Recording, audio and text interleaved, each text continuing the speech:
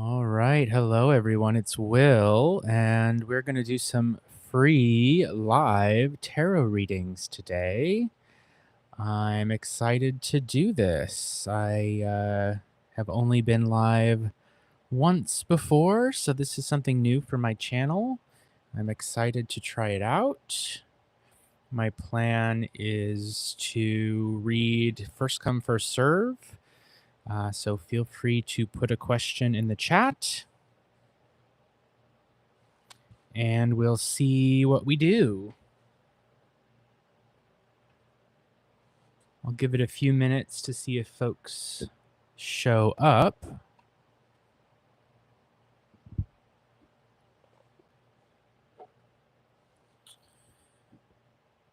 And while we're waiting, I think what I'd like to do is get some Palo Santo on a deck of cards.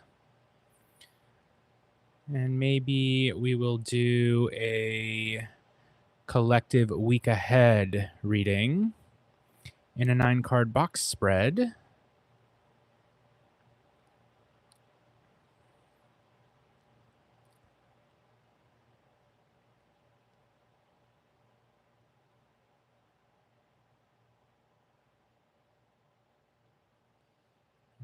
Okay, here's some smoke for these cards. This is the Trinity Tarot by Ari Weissner.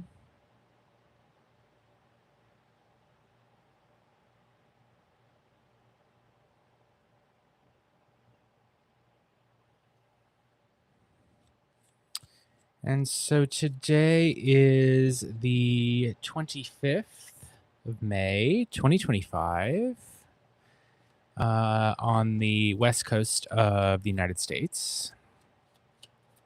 That's where I'm at. And that makes it a Sunday. It's Memorial Day weekend, long weekend for us here, which we all enjoy.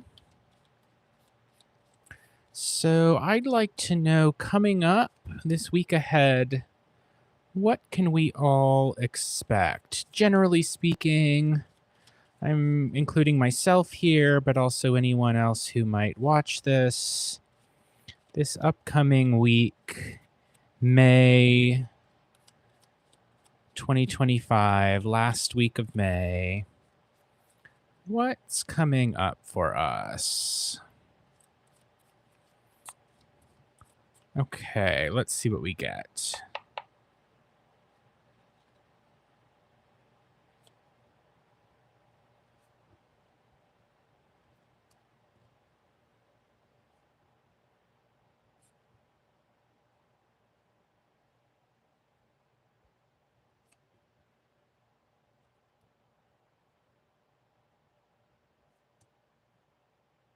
I like this deck because the cards are square, which means I can do a box spread and get them all within the camera frame.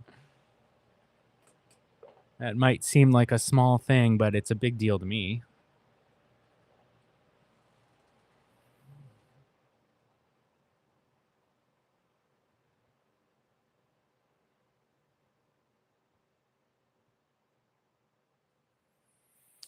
All right, let's move some things around.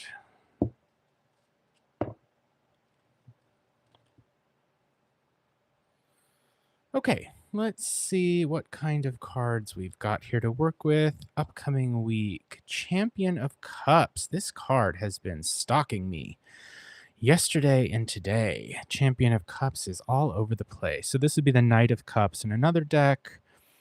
This can be about romance, a relationship, your knight in shining armor, going out on a date, that kind of stuff. Can also mean a fantasy or being a little bit sort of stuck in your own emotional world. And so that is something to consider with this card, that you are seeing things how they really are as opposed to how you want them to be. 5 of Pentacles. Here we could have money trouble. Or just problems in some sense with your well-being. Health, for example. If you've got like a doctor's appointment coming up, then this could be inquiring into whatever issue prompted the appointment. Um, we can think here of sort of disruption of things, right? If 4 refers to a great stability and 6 is overcoming a problem to reach a new harmony, then 5 is that actual kind of change or problem that has disrupted the stability of something. And it's something material. It has to do with your money, your energy, your well being, maybe health, that kind of stuff, right? Six Swords is trying to move on from something, maybe recognizing some emotional baggage. This can also be reaching a harmony of mind. If we see the butterfly up here, we might think about emerging from the cocoon, emerging from the chrysalis in order to be something better than you were before.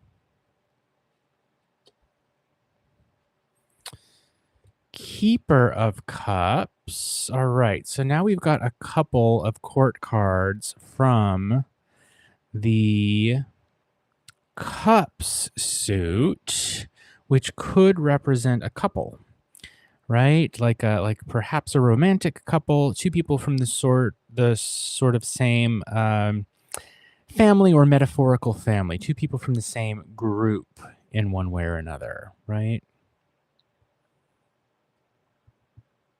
And at the center of the spread, 8 of Pentacles.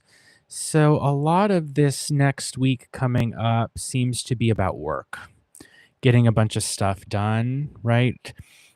Maybe trying to make up for the challenge or the obstacle that you had with money earlier, if indeed these pentacles in the 5 represent money, with some extra work, right? Maybe some overtime, some uniformity of work, doing some probably repetitive task, some skilled labor, some professional labor of some kind here with the 8 of Pentacles.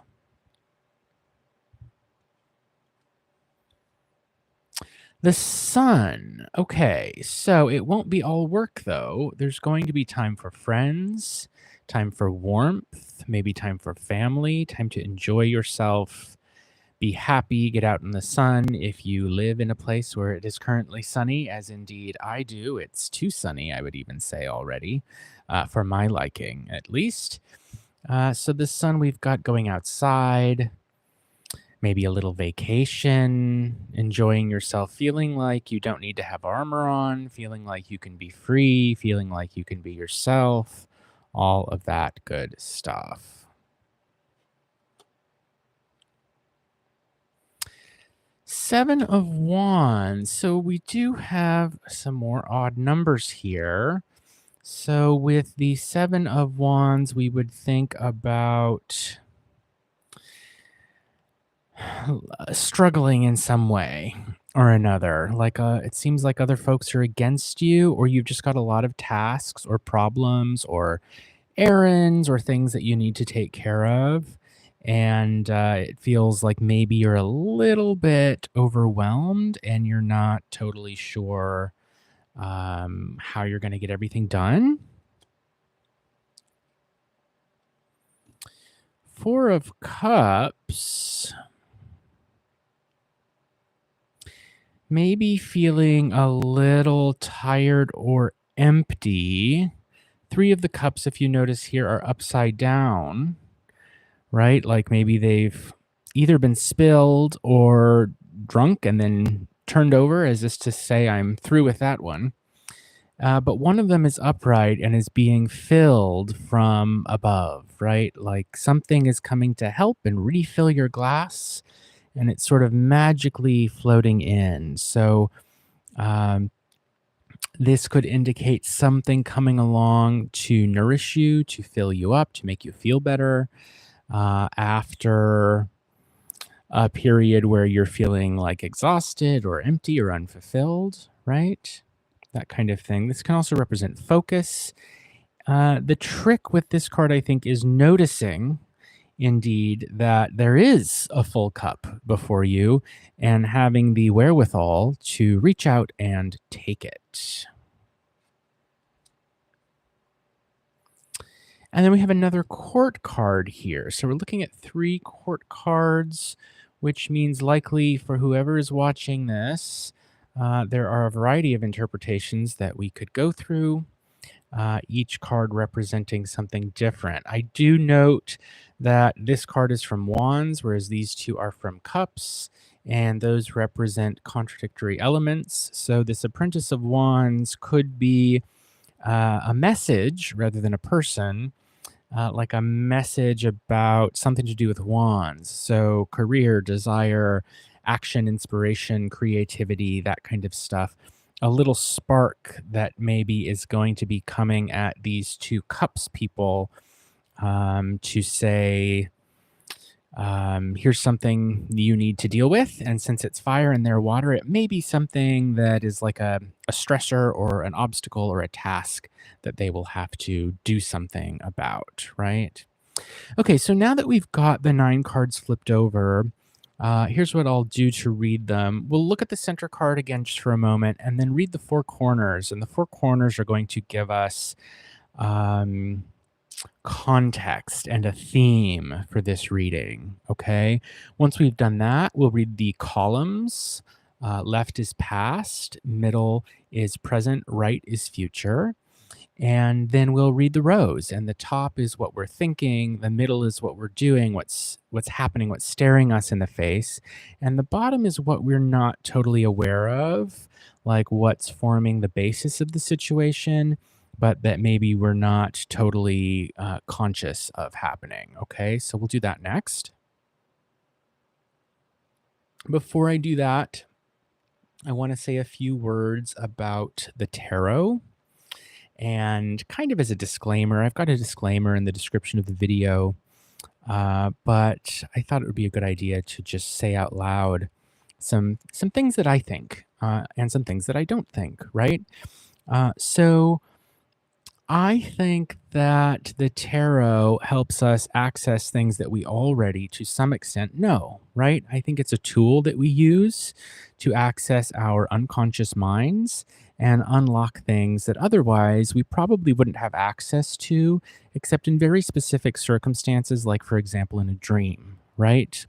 When you're dreaming, your unconscious mind is able to communicate things through symbols and images, right, in the dream, that your conscious mind otherwise would not have available to it.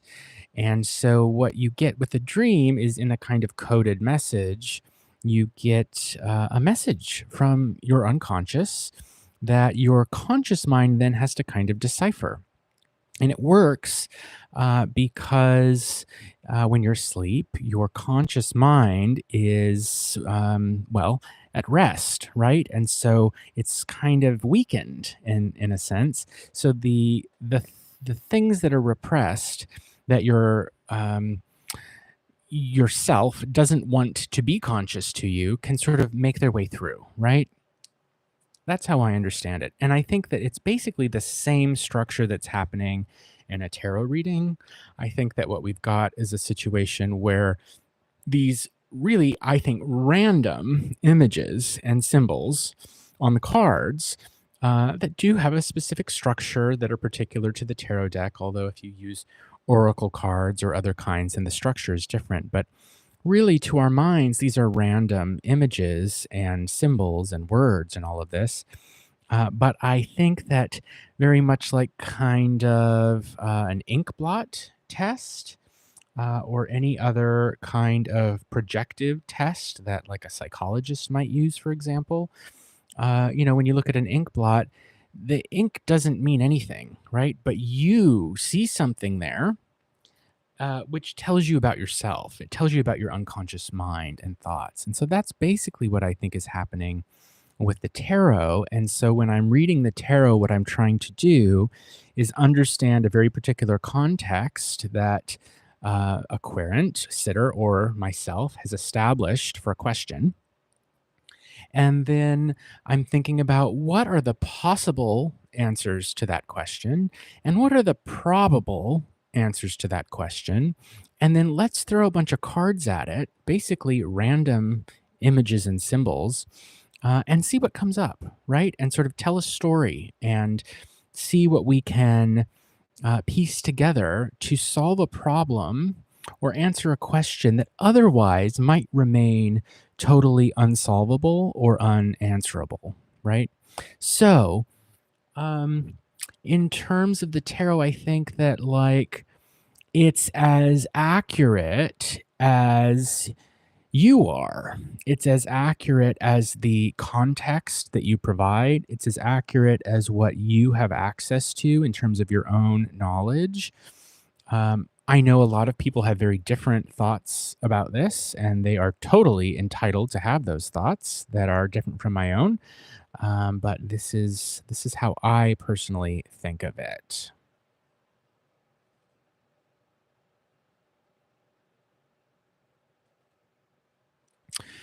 Okay, so let me just since there's no one currently live on, I'm just going to take a look at the microphone. I think because I'm hoping that everything is loud enough, and I guess what I'll do is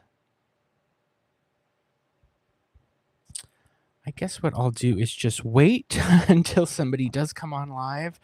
And then if there's a problem with the microphone, hopefully they can just let me know about that. As far as I can tell, things are okay. I guess I'm just wondering though if I'm actually loud enough. Okay. So let's look at these cards that I've laid out. And so, again, anything that I'm about to say could change, right?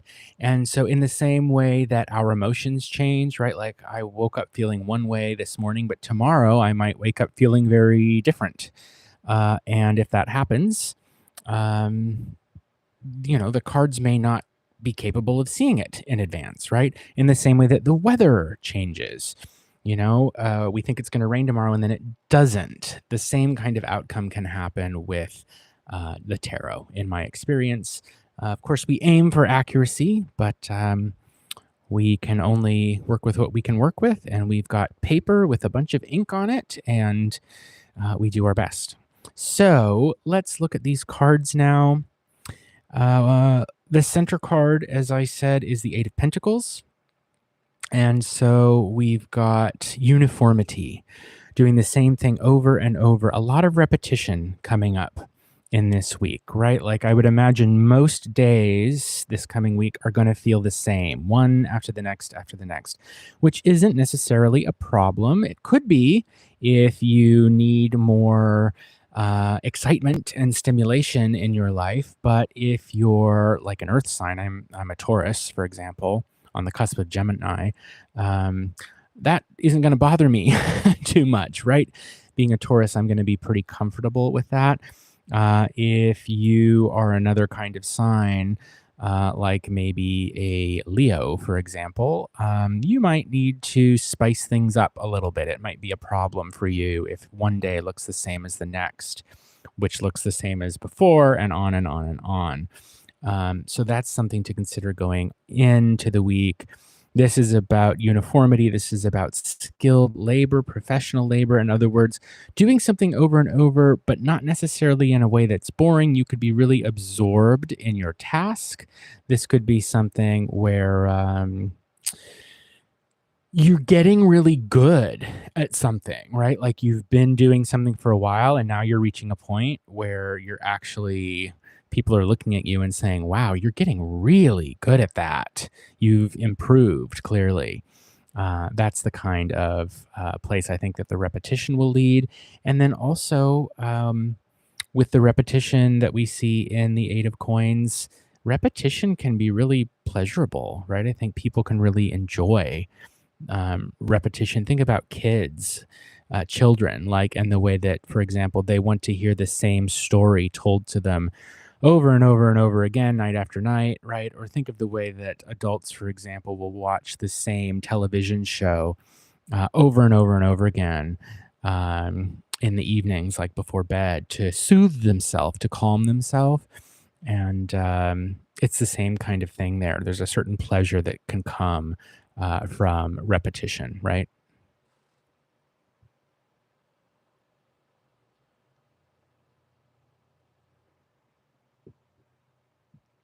Okay, let's look at these four corners next. And we'll start with the Champion of Cups, and then we'll work around in a clockwise motion and look at each one of these.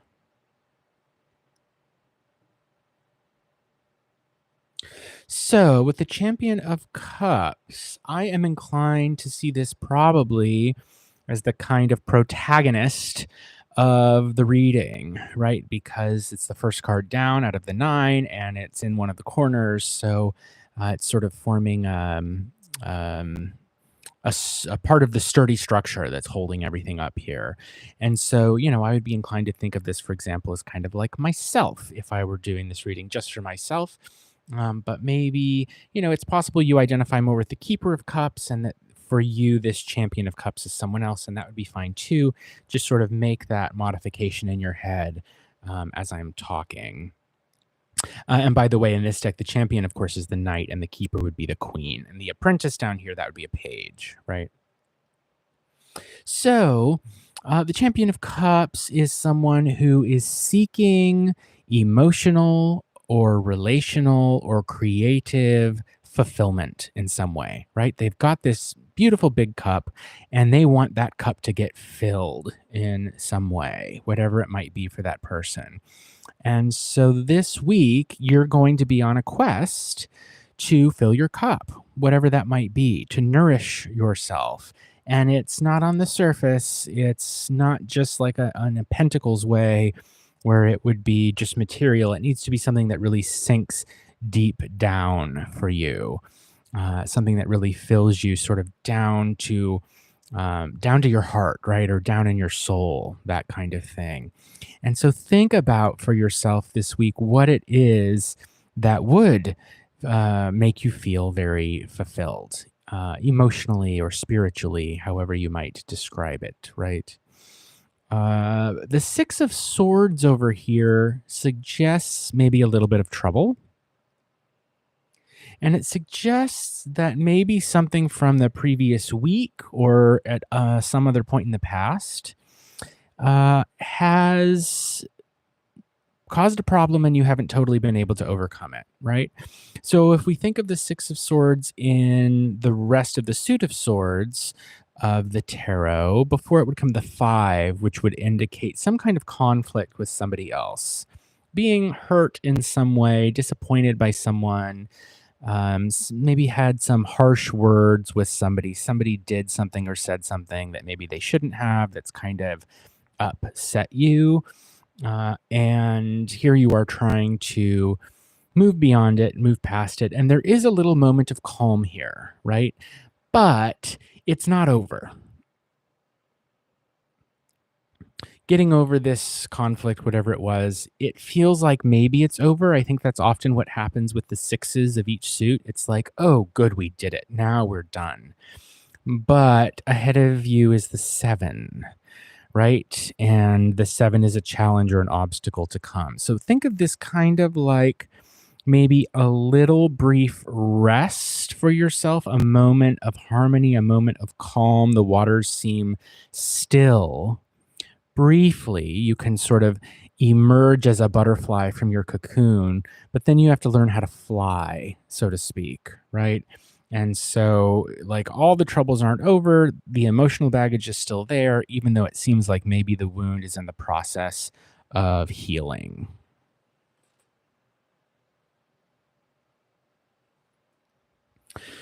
Down here with the Apprentice of Wands, we've got another court card from a different suit. And earlier I had suggested that this could indicate a message, maybe about travel. I always think of Wands as travel. If it's not travel, it could be career. It's something that sparks. It's something that's hot. It's something that's fire. Could be desire. It's something that might go against your personality, a little bit because we're seeing you show up here as Champion of Cups, and there's a Keeper of Cups too, water. And so it's sort of a spark, a little flame that's shooting off into the water, and it's going to sizzle and turn into steam, right? Uh, with this card, I also always think of exploration. I think of trying out something new, maybe something that is more stimulating and exciting than you are used to or have been used to in the past. And so, if there's a sense for you personally that in order to feel fulfilled, that you need excitement, then I would suggest thinking about exploring something new in this upcoming week. And that'll be different for each of you. With the Seven of Wands, we've got a sense that there could be some struggle coming up this week, in the sense of like too much to do, too much to handle.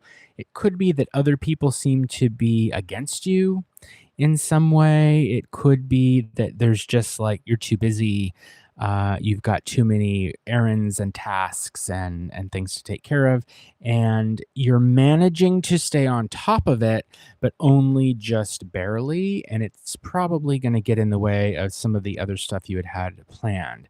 I think, for example, it would be pretty difficult to make good progress on this emotional or relationship or fulfillment quest that you've kind of been assigned here, with the first card, while also dealing with some emotional baggage, right?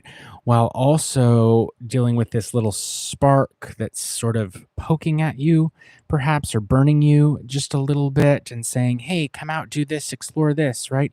But also trying to take care of all of these wands that have popped up everywhere, and maybe feeling a little bit like you're kind of on your own with it, and that maybe you need a little bit of help. It would be nice to have somebody else there who could assist you, right? And so we'll have to think about that Keeper of Cups and see what role that person is going to play here in a moment.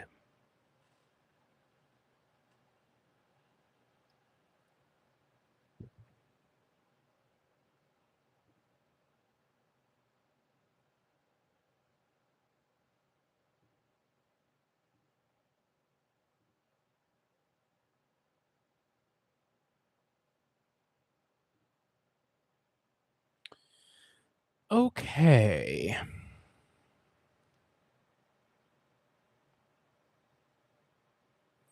So let's talk about this Keeper of Cups and read it alongside the other cards in the left hand column.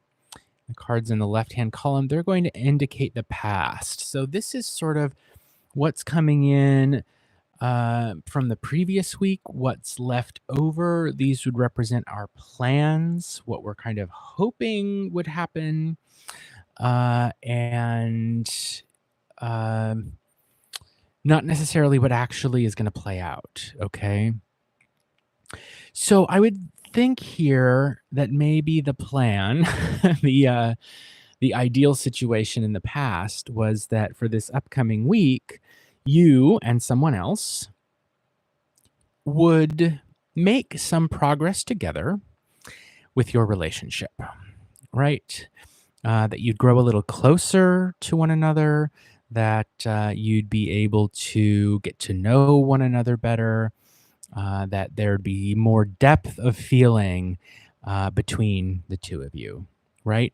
But maybe something got in the way of all of that happening.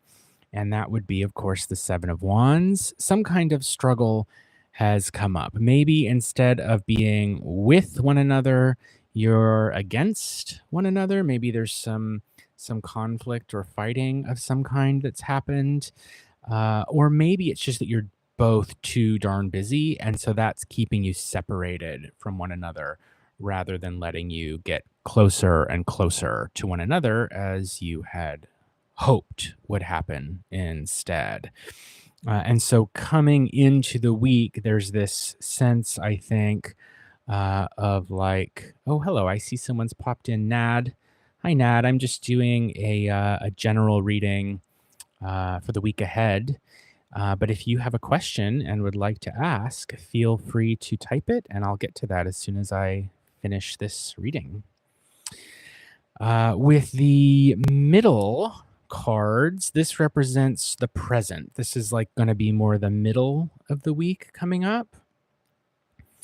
And so we would think here with the Five of Pentacles, there could be some problem with well being. There could be a problem with money coming up. But I think with the eight that there's plenty of work to do to overcome that, right? So I wouldn't worry about it too much. The one thing that I think concerns me a little more is down here with the Four of Cups, that if indeed with the Champion and Keeper of Cups, we're talking about a relationship between a couple of folks, a couple of people, the Four of Cups indicates that maybe there's an opportunity for these two people to get closer to each other, but maybe they're working too much to actually make that happen. And so, folks who are watching this, and myself included, think about that. Are you having to do too much work instead of getting closer to someone who you really care about?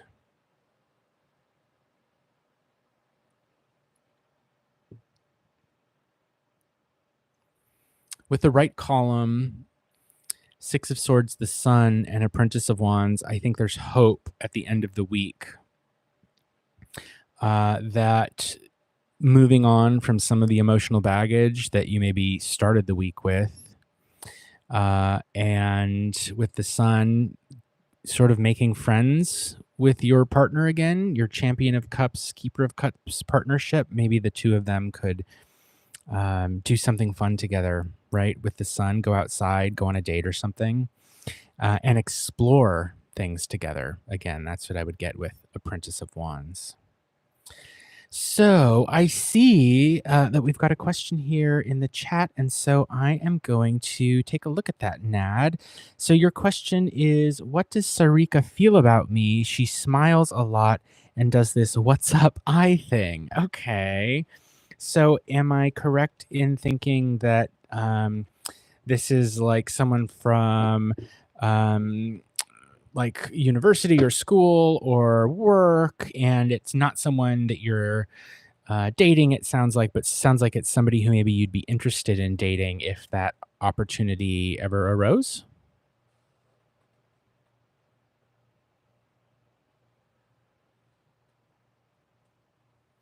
Okay, she works near a supermarket that you live near or that you're around a lot. Okay. So let's grab a deck. I read often the Tarot de Marseille, and so this is a Tarot de Marseille deck. Let me give it a little shuffle.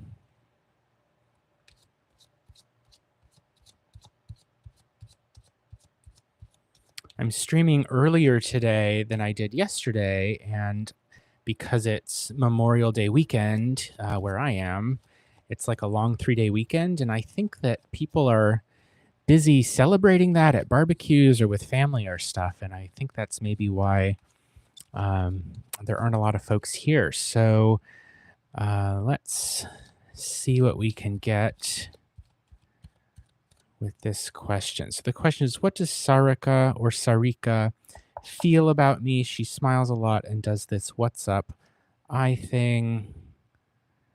Let's just put down 3 cards for a quick answer to the question, and then we can elaborate if we'd like to fill it out more. Okay, the Empress. Starting with the Empress. So this is someone who likes to be comfortable, who likes to take care of herself. This is someone who is really good at sort of self-care, right? She can also be a woman of action, who's creative and knows how to get stuff done. She's kind of high ranking in the deck, above the queens, I'd say. Oh, here's another one. Okay. So we've got two people looking at each other. We've got the Empress and the Queen of Coins.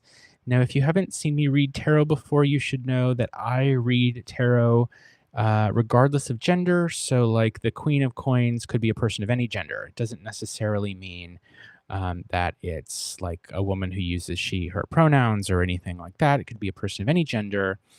Uh, and so the Queen of Coins, this is someone who is steadfast, secure, probably good with money, knows how to take care of herself. And so these two people looking at one another, I almost see this as like, um, are you I assume then you're a customer at the supermarket? Like, you would be in a position where at sometimes you would, like, give her money, in exchange for like, to buy stuff, right? Customer, yes. Okay, so then I think this is probably you and this is her.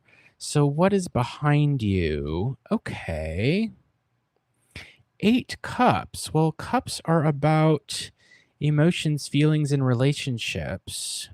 And, cups are what fulfill us. They make us feel good. They make us happy, right? They nourish us. They give us water, or maybe there's wine or beer in there, and they make us feel good that way. And I'm just going to interrupt to say I see other folks have entered the room. I'm doing free readings today. So if anyone has a question they'd like to put in the chat, feel free to do that, and I will get to you as I can. Um, so to answer the question of what does she feel about you, that's what you asked. I think there's something there. I think that she's maybe a little weirded out because it's happening at her workplace, right? And so, like, other people, like her boss or coworkers, are like watching or potentially seeing everything that's happening. And so that can make things sort of weird. And this 8 of Cups, if you can think about like each cup representing a person, it's like there's a lot of people in the room, there's a lot of people involved. And so, um, I think she sees some potential there, but like it's the wrong context. Like, if there's any way that maybe you could very discreetly slip her your number, or like um see her in some other context, like obviously don't stalk her or anything like that, don't be weird. But if there was any way where the two of you could interact without it being like at her workplace is the thing. Because like all these other people are standing around and they're watching and they're involved, and that can just make things super awkward. Because when you're in a workplace, people gossip and they talk, and um she probably would feel weird about that. I know that I would feel weird about that if I were at work and someone was blatantly like flirting with me. I'd feel really self-conscious. Whereas in another context, like if I wasn't at work, if I was at a party, then I might be, or like at a bar or something, then I might think it was fine. It wouldn't bother me at all, right?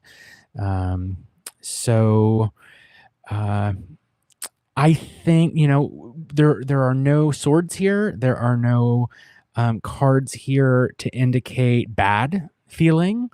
Everything is cups and coins. It's all well-being. She is someone, I guess I just add, right? Like, this card is representing her. And so she's someone who wants to be comfortable and who needs to be able to take care of herself. Like, she prioritizes her own self-care, her own well-being, which is a good thing, right? And she wouldn't ever want to sacrifice it.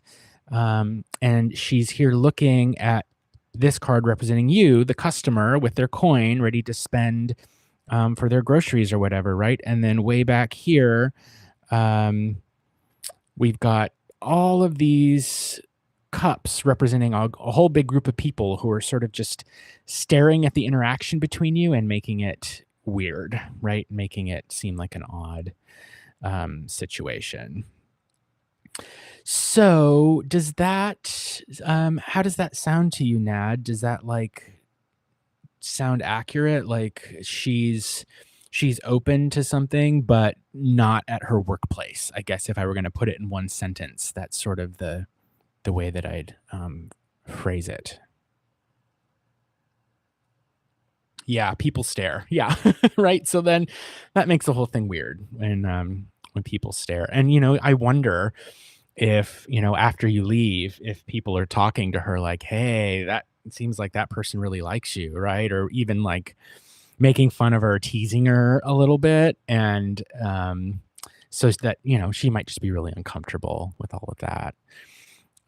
So I see that you had a follow-up question, Nad, but I see someone else has a question, and so I wanna get to them. Jasmine, I'm gonna take a look at your question here. Let's just see what it says. What did cousin Timmy say he did not love like my family does back 2021 to me? Let's see. Let me just read it again, make sure I understand. What did cousin Timmy say he did not love? Maybe it's why. Why did cousin Timmy say he didn't love like my family does back 2020 to me? So Jasmine, is the question, why did your cousin Timmy say he didn't love your family or you back in 2021? If you could just give me a little more context for the question, that would be great. And meanwhile, I will shuffle the cards and I'm going to get a little bit of smoke going here so that we can purify them.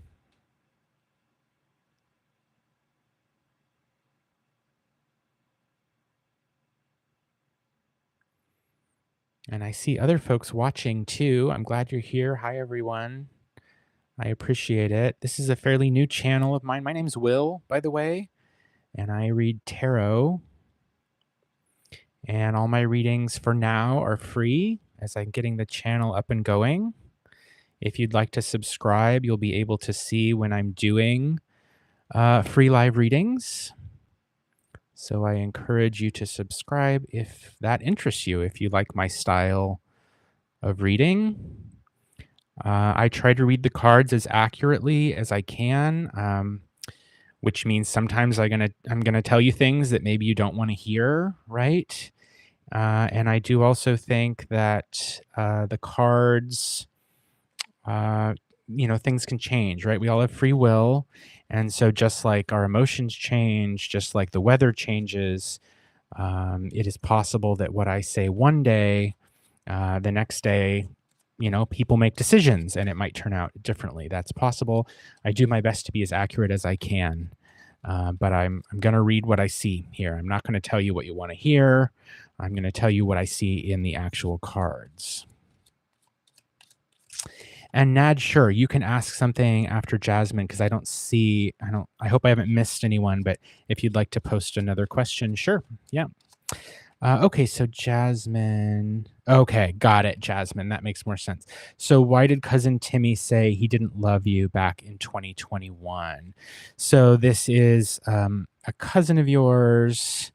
And was there any specific context for, did you have a fight, or was it just, did it come out of nowhere and you're like, why are you saying that? Or, did something happen and then he said he didn't love you? Or tell me a little bit more about what was happening around this moment where your cousin said he didn't love you.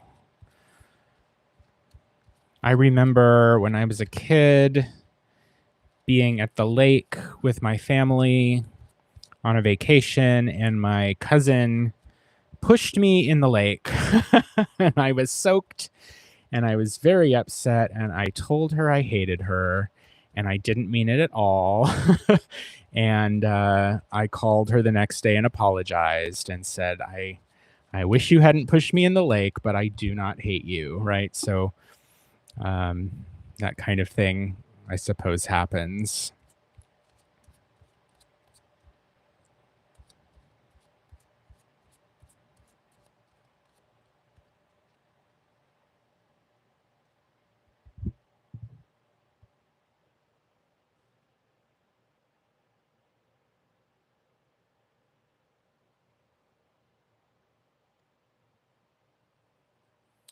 Okay, Jasmine says, we just talked back on Facebook around my birthday.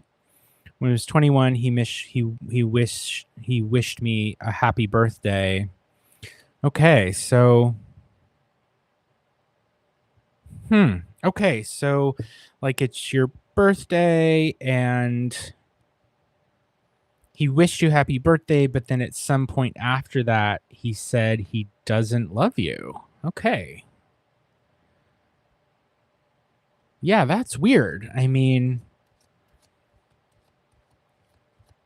like with no explanation, there wasn't a fight. He's just like, happy birthday, but I don't love you.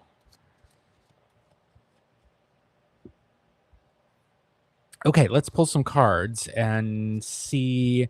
Let's just pull 3 cards to describe the situation, okay? And then maybe we'll need more to figure out what's going on. But what's going on with this cousin Timmy? Or what was going on in that situation back in 2021 when he said happy birthday, but then also commented he doesn't love you? Okay. We'll just lay 3 cards out. I use an open reading style, so the cards don't have pre-assigned positions. I read them based on the images that come up. Okay, so the Chariot, 4 cups and 3 cups.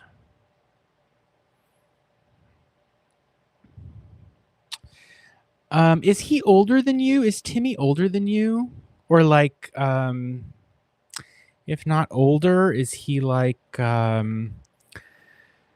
don't know. Has he like graduated from college, or is he like more, has he achieved something? Oh, he's older. Okay. Well, I guess I don't know how old you are, Jasmine, but yeah. So he's like, I guess I'm assuming that you're younger.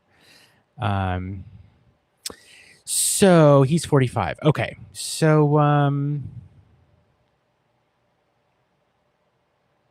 yeah. Okay. So he's like, yeah. So couple of things I'm thinking. The Chariot comes up here first. And so this is the card I think that would represent your cousin.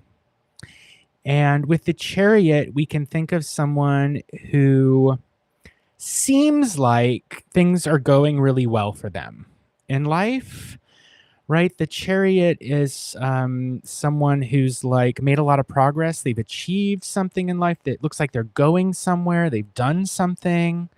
But if you look at the image, this person doesn't actually have the reins in their hand. So they can't actually control where this Chariot is going to go.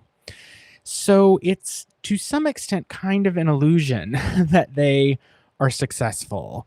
Maybe they look that way. They look like they've done something with their life, but they've got armor on.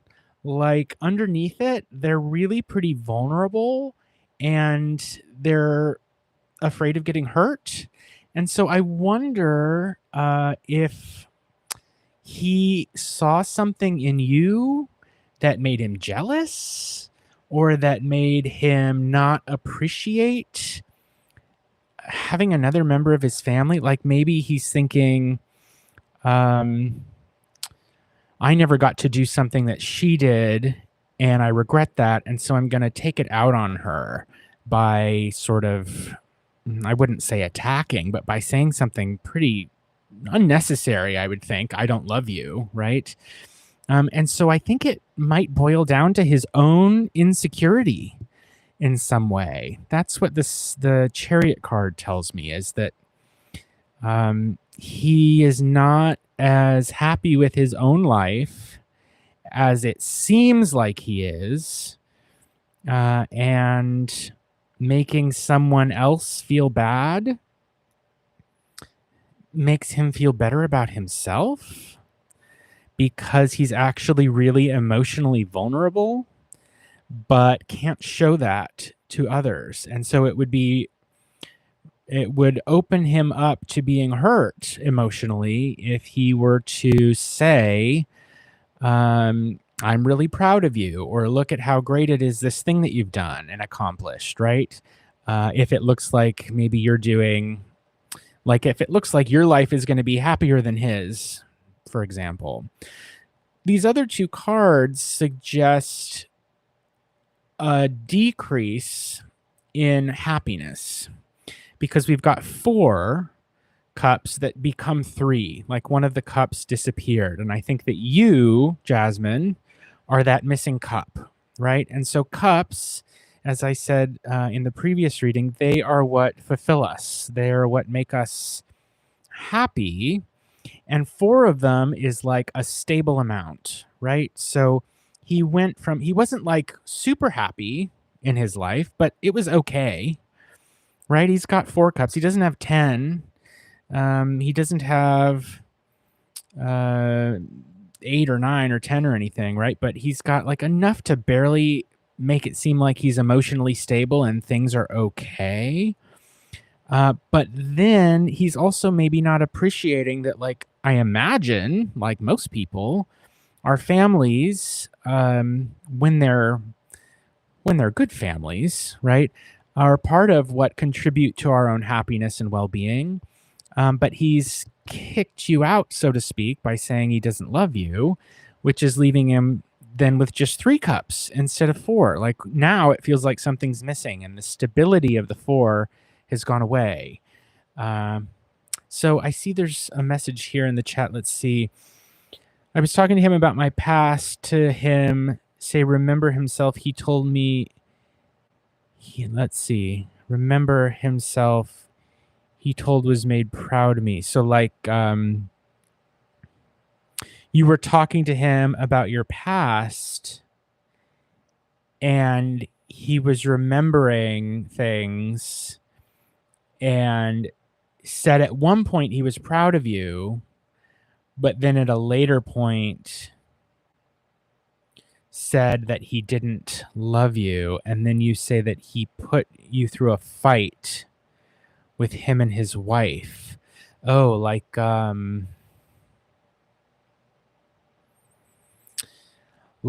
he and his wife had a fight about you? Is that it?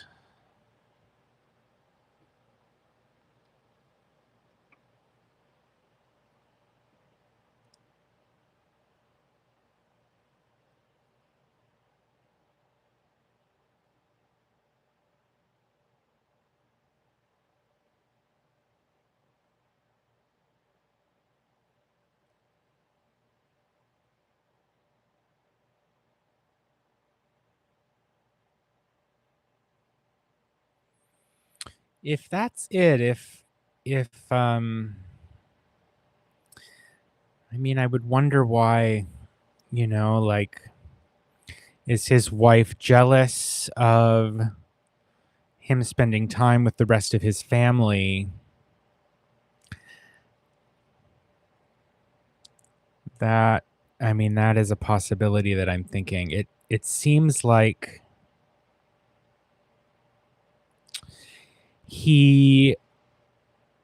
whatever he did, for whatever reason he did it, he's less happy than he was before. That is the sense that I get. And I think has less control. So is it possible that his wife didn't directly tell him to tell you that he doesn't love you, but sort of said, you need to stop spending so much time with this part of the family? And so I guess what I'm saying, here's where it's going, is I don't think he meant it. When he said, I don't love you, I don't think he meant that was true. Like, I think he was saying something for some ulterior motive that wasn't because he actually doesn't love you. He was trying to accomplish something by saying that, even though he knew it wasn't true. That's kind of the sense that I get. So Jasmine, how does that sound? Um does it help clear things up at all for you? Does it give you a better sense? And I see some new folks have joined us. Hello. I see Citella, I think it is, and Michelle. Hello. I see your questions there, and I will get to them shortly.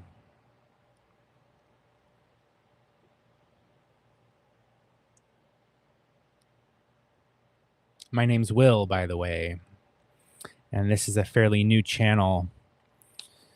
Okay, Jasmine says, yes, it clarifies. Okay. Okay, cool. Cool, Jasmine. Yeah, I don't think he meant it. I really, there's nothing here in these cards that show any kind of, and it's also interesting that he said he didn't love you. He didn't say he hated you, right? He said, I don't love you. And I think those are two pretty different things. Yeah. I don't think it's true what he said.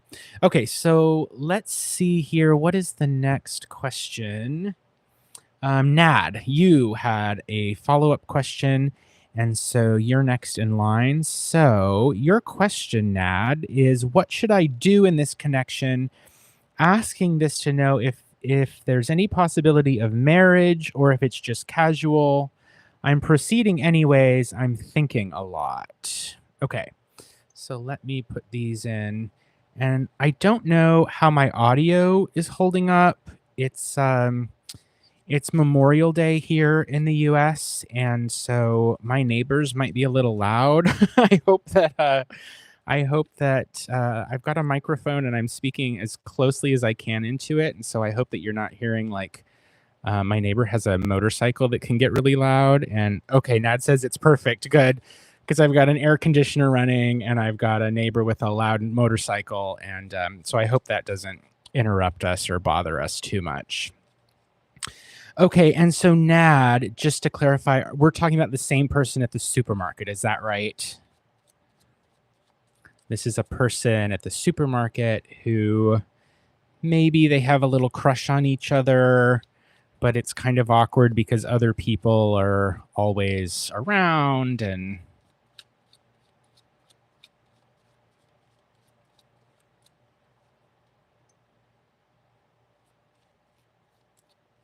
okay, Sarika or Sarika. Okay, great. So let's see what we can get here. And the question is, what should you do in this connection? We'll use that question. And then we're sort of thinking, like, could this be marriage? Is this just casual? Sounds like this person is on your mind a lot, Nad. Okay, let's see.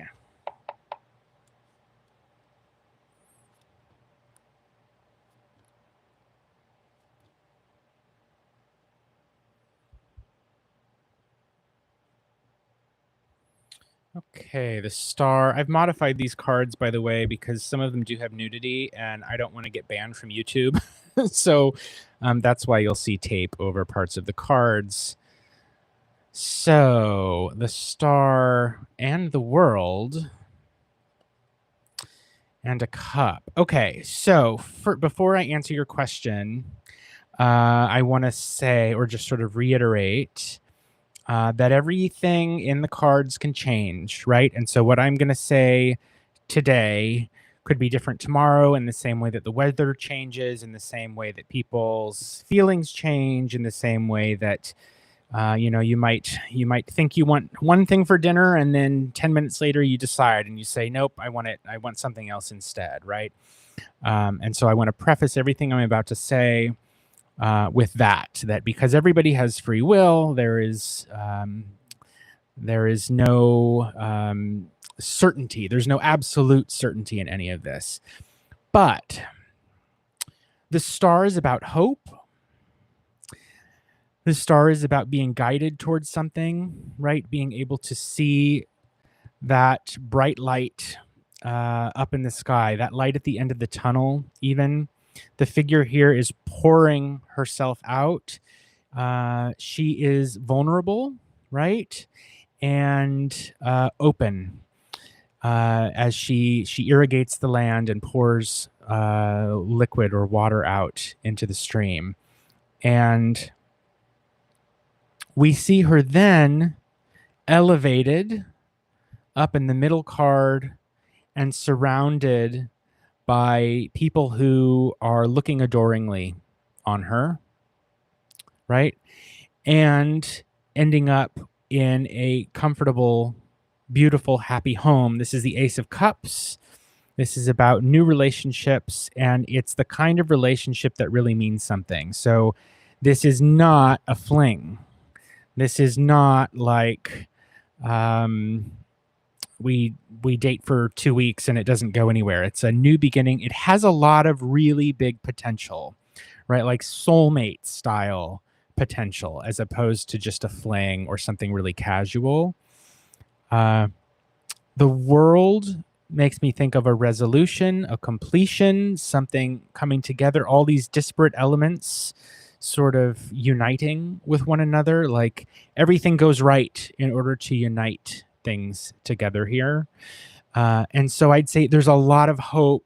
There's a lot of good reason to think that this could be a more long-term relationship as opposed to something casual or quick. And so let me just check the chat. Okay, I see you say you're going to work in film as assistant director. Congratulations. Where her natal home, I'll be there for 20 plus days. So you're like going to be out of town for a while, and she will not be with you. She's so cute. There's few people. Okay. Few people who have the balls to say what's up to you, and you find her very brave. Yeah. I mean, these cards say there's a lot of hope, right? The star is really about being optimistic and having hope. The world is about everything coming together, right? It's all fitting, it's all coming together. And the Ace of Cups is about new potential in a relationship, right? And it's, if it was like the Ace of Wands, then I might say it's more casual, right? Something just for fun. But when it's the Ace of Cups, that's deep. That's something that could potentially turn into something like a long-term relationship, right? So Nad, how does that sound? Does that, I mean, I'd say like,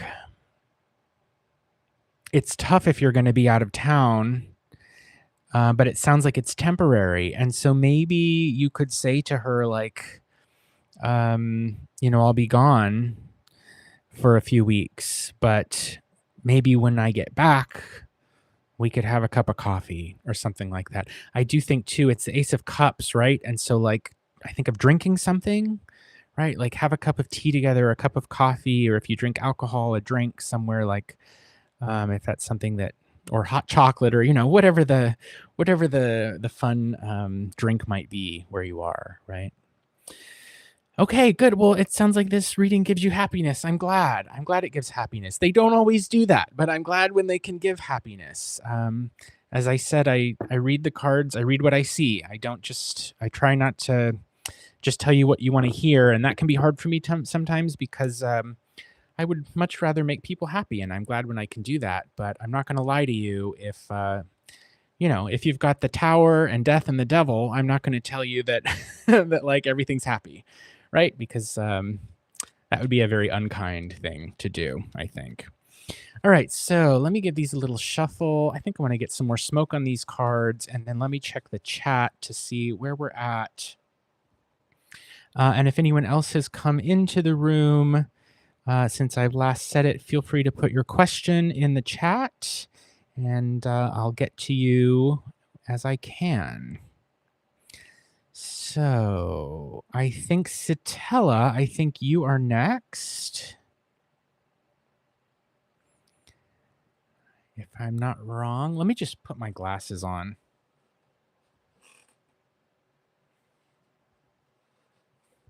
I have my laptop sitting a couple feet away and I couldn't see.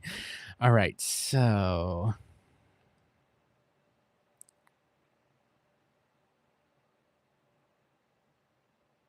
All right, Satella. Satella says, can you ask about Desmond, 49 male Cancer, how he's feeling towards you? Gaia, 32 female Pisces. Yes. And so, just for a little context, Satella, is this someone you have ever dated? Or I assume we're talking about a romantic relationship. That's usually um, what I would expect here. But is this someone you have dated in the past or someone you've never dated? That context would help me read these a little more accurately. Oh, I was going to put smoke on these. Let's get some smoke going.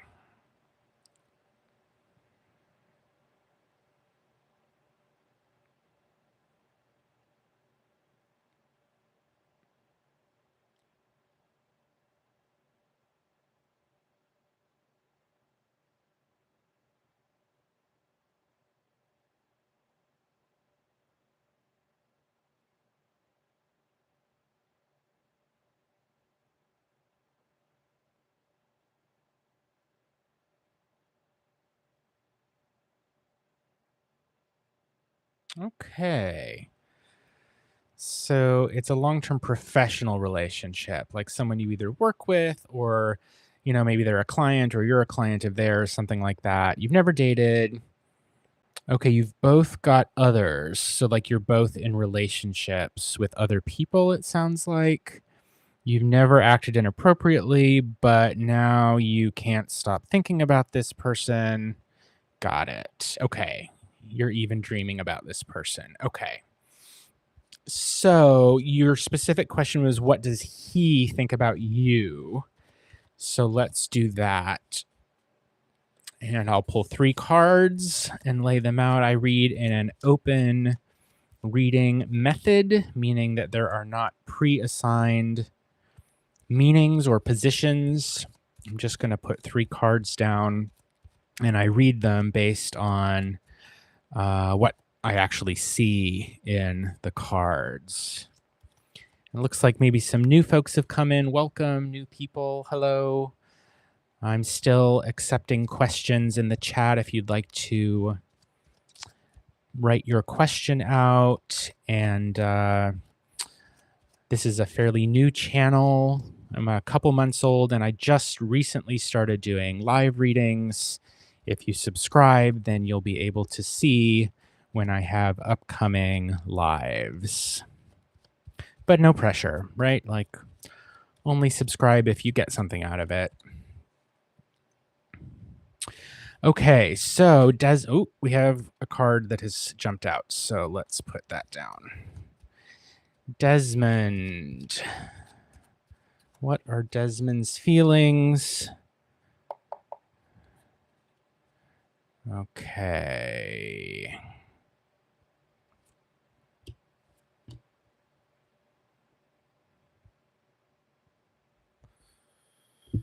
All right, Wheel of Fortune jumped out. So let's flip the rest and then, all right, new beginning, practical. Okay. All right, so the Wheel of Fortune here on the left, this is about something happening that you have no control over. All right, and so the way that you phrase the question, you asked, how does Desmond feel, right? And so this is coming from his perspective. It sounds like you're also feeling that, right? Like you're feeling something about Desmond, but you have no control over it. It's happening in your dreams. You can't just push it down. It keeps going. It keeps going. It's like turning around and around and around.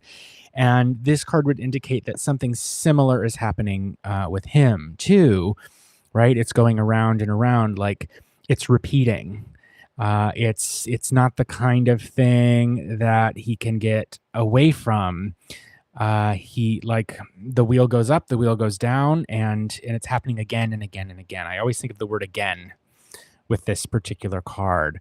So there's a lack of control here. There's circumstance where It can be, depending on the kind of person, it can be very uncomfortable to feel not having any kind of control, right? Some people find that exciting.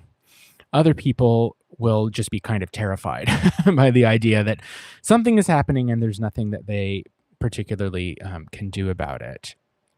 Now, the next card is the Ace of Coins, which indicates something new, something, a new potential, some new thing that's like ready to grow. It's like a seed of something that can grow up into something big.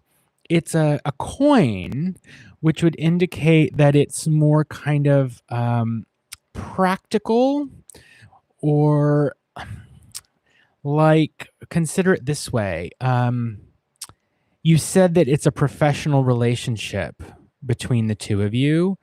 And so this card tells me, like, if there were no professional relationship, you might never run into each other, right? Like, there's a certain degree maybe of convenience, right? Where, like, because you're seeing each other in this professional context, um, that's maybe why something is growing up, is bubbling up, right? And you're having trouble sort of stopping it. The other thing I think of is, if you look at the way, there's a kind of visual rhyme, I'd call it here, between the circle of the wheel and the circle of the coin. They're about the same size, and I'm just thinking of the way that we've got these three kind of monkeys on the wheel who jump off. They're not here in the middle, right? And so I'm wondering, like, what has happened to them? Where did they go? And I wonder if they're going to show up down here with the tower. And so this maybe isn't sort of what you want to hear, but if you're familiar with tarot, the tower means usually that things kind of fall apart. That something, it can mean kind of like a disaster happening. Like, this tower is falling.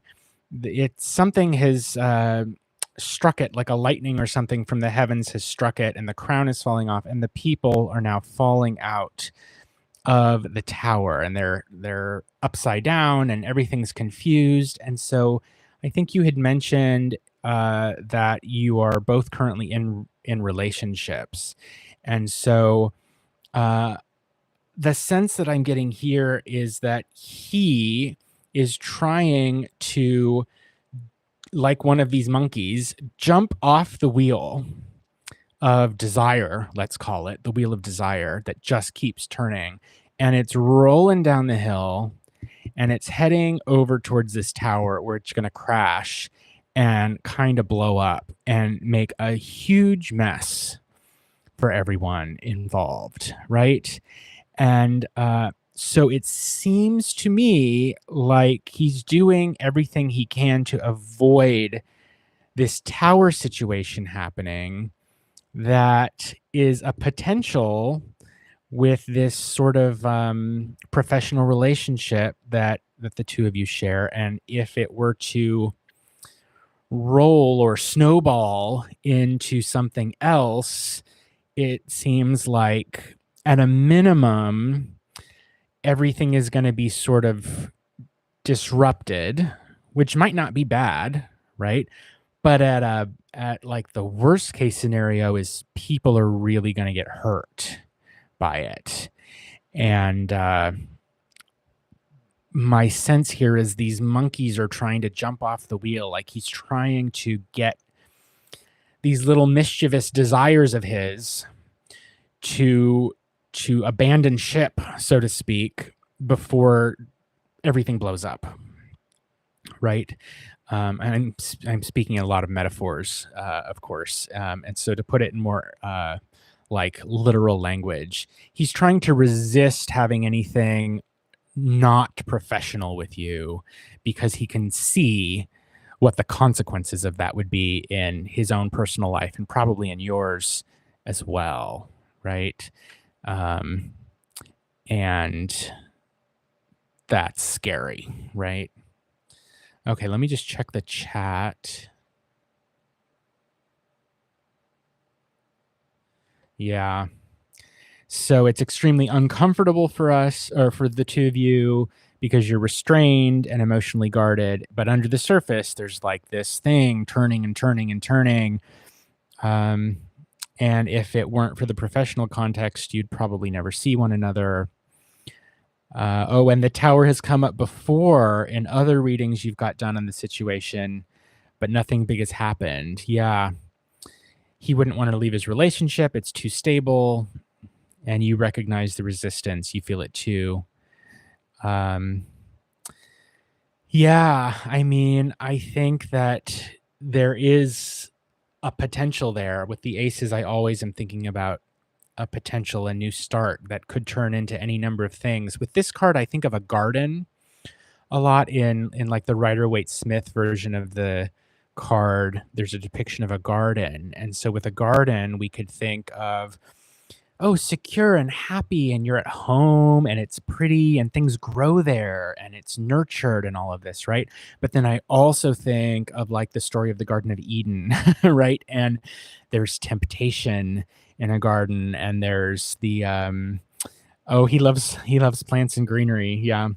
I think of like, Eve being tempted by the serpent, and the fall from grace that happens after that in a garden. And so, like, gardens can be beautiful, but also dangerous things can happen in gardens as well. So, okay, Satella. So, does that give you? I mean, does it reinforce maybe what you've already heard in that we've got the tower coming up here again, and there is this desire, I think, spinning around, but a real resistance to it because of the consequences that are likely or potentially there to come. Okay. Okay, great. All right. So let's see in the chat, who have we got next?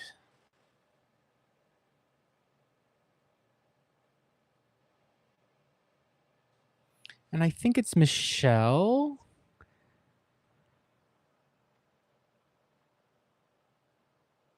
Yeah, if I haven't skipped anyone, then the next here is Michelle, who wants to ask when her spiritual abilities will start opening up, or your Kundalini. You've been meditating for 6 months.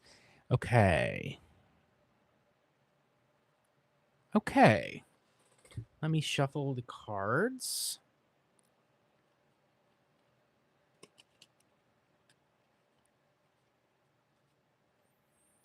All right. So we're wondering, when will Michelle's. Ooh, this jumped out. So let's just set it there. When will Michelle's spiritual abilities open up? And you bought a Moldavite rock that you're going to start wearing to help. Okay. So you're putting in a lot of effort. You're setting an intention. You're doing everything you can to open up your spiritual abilities, but it's a question of timing. So for questions of timing, what I will do is define a time period and lay out 3 cards. And based on those cards, we'll sort of either get a yes, this is happening now, or no, it probably isn't, which means it'll take longer than that time period. And so, why don't we say, I feel like 1 month is only 4 weeks, so that seems too soon. So, how about we say 3 months? Let's put a timer of 3 months on this. So I'm going to sort of modify the questions to say, in the next 3 months, is Michelle going to see some progress, some opening up, some growth of her spiritual abilities? Okay. And this card that's jumped out is the Sun, which is really optimistic. Let me lay out these three, but then before I read them, let's just read this jumper as a kind of context card, because sort of before I even finished asking the question, this card made itself known and jumped out. And so with this card, the first thing honestly that I think of is friendship, right? These two innocent young people who are close to one another, and it looks like one of them might be leading, like pointing the way on a path forward. This guy on the right is sort of on a rock, like maybe solid or more solid ground, and is sort of leading or showing the other one the way. And so one thing I think of is there some friendly person in your life, Michelle, who could help guide you um, towards developing the spiritual abilities that you wanted to develop? And if that person is already in your life, I would definitely pay close attention to them, because it would seem like in the next 3 months, they can help you to illuminate or shed light on these abilities of yours, right? Yeah. And so Michelle says, I really want to talk to my spirit guides. Maybe that's the card. I don't have anyone to talk to this about. Yeah. So it could be a spirit guide. Um, could also, if it's not someone in person, could be someone online too. But that's the first thing. Like, just seeing that there are two human figures here, it makes me wonder, like, well, who's the other person, right? Like, presumably you are one of them, but then, like, who could the other person be? Okay, so maybe we'll get something more about that in these three cards that I've laid out. So let's read these three and see what they say. Okay, 4 swords, 9 coins, stay motivated, and 8 wands.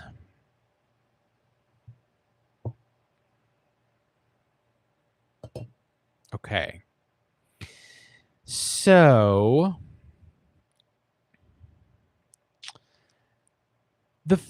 let's start with our 4 swords on the left.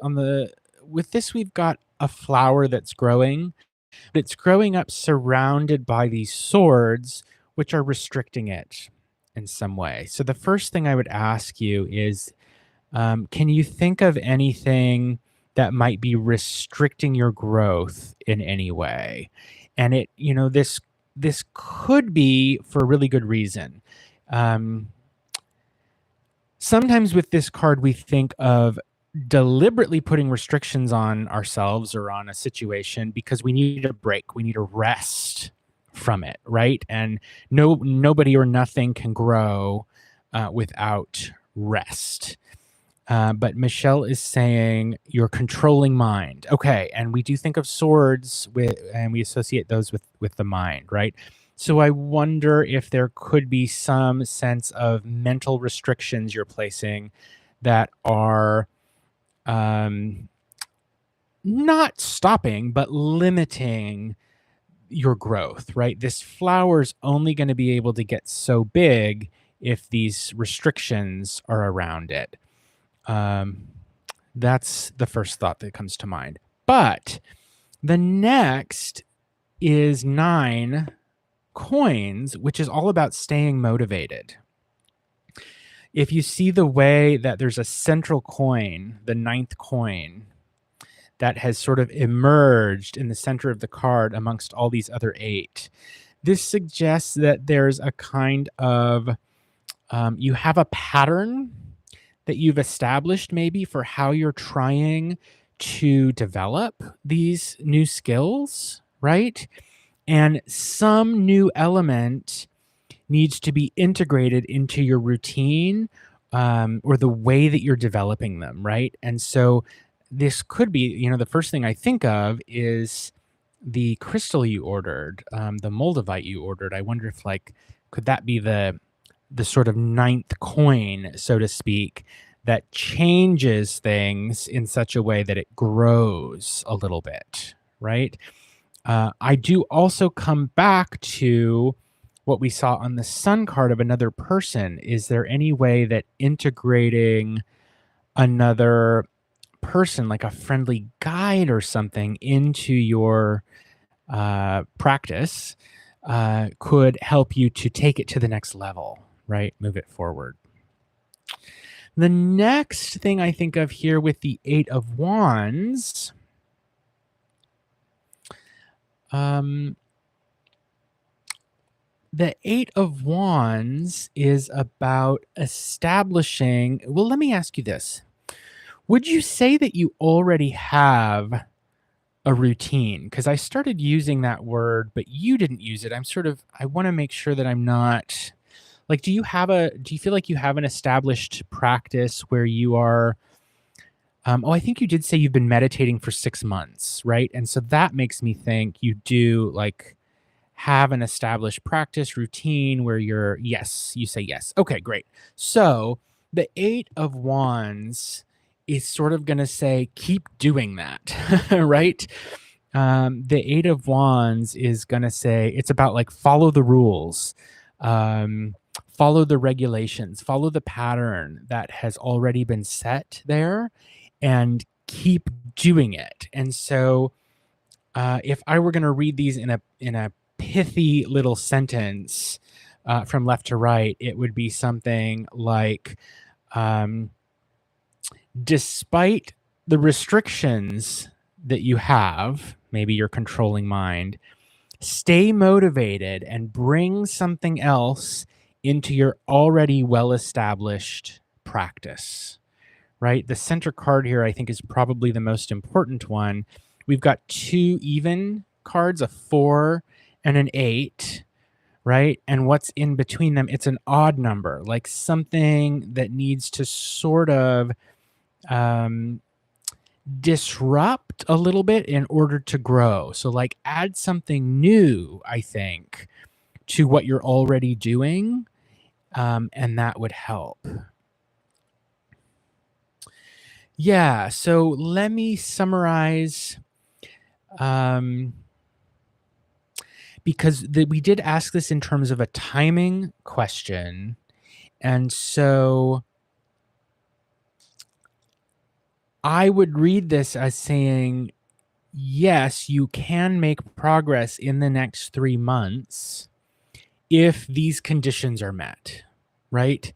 If instead of mental restrictions, we've got a growth of the practice, spiritual practice, through staying motivated and adding this extra element that seems to have been missing, which might be another person. But let's pull another card. You'd asked if I could draw a card on the Moldavite. Yeah, to see if that's what's missing. So, I'm just thinking how I want to do this. I'm just realizing what we've got here is almost a cross. So here's what I'm going to do.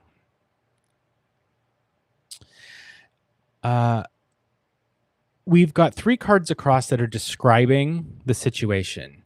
We've got one card that popped out above indicating sort of do this, right? Do the sun, throw another person into the mix or illuminate something new.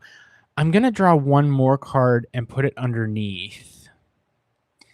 And this card is going to be a don't do that, right? So do this, do the sun, don't do that in response to what we see here.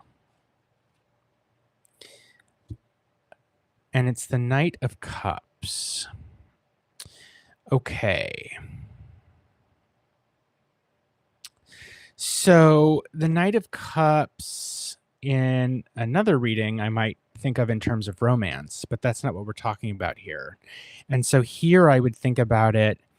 The Knight of Cups is very connected to their emotional life. They're very connected to their unconscious mind, right?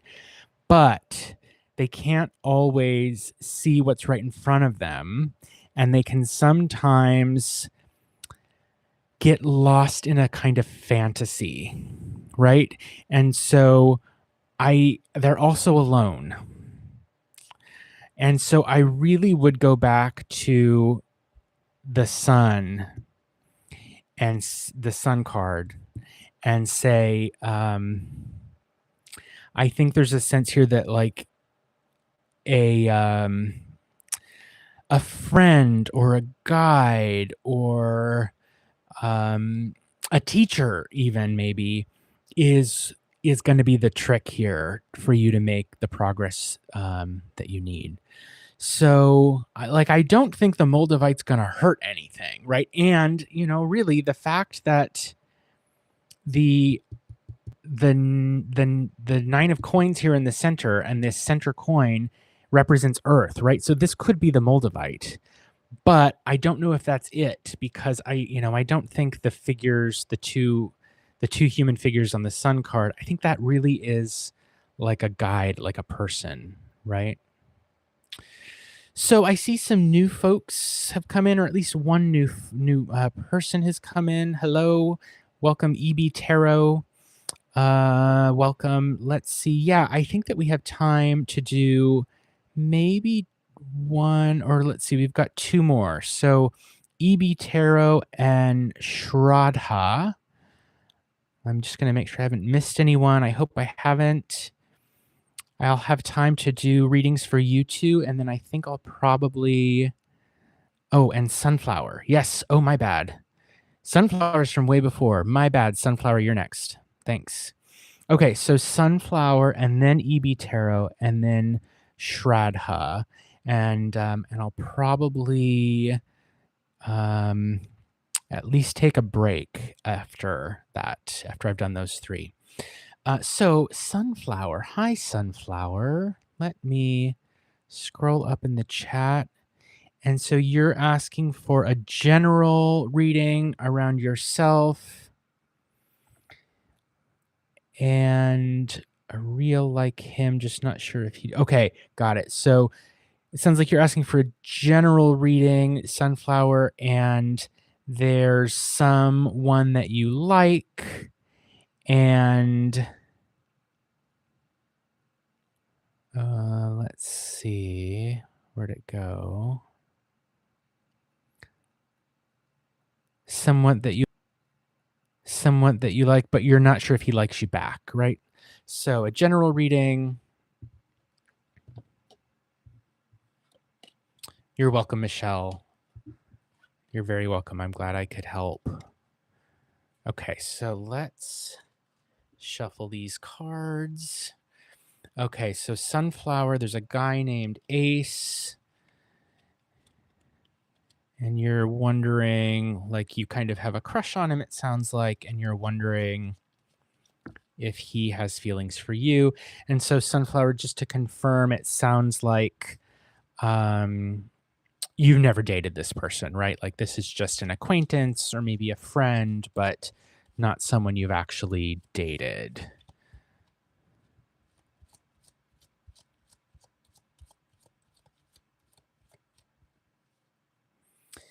And if there are new folks coming in, I'll just say hello. My name is Will.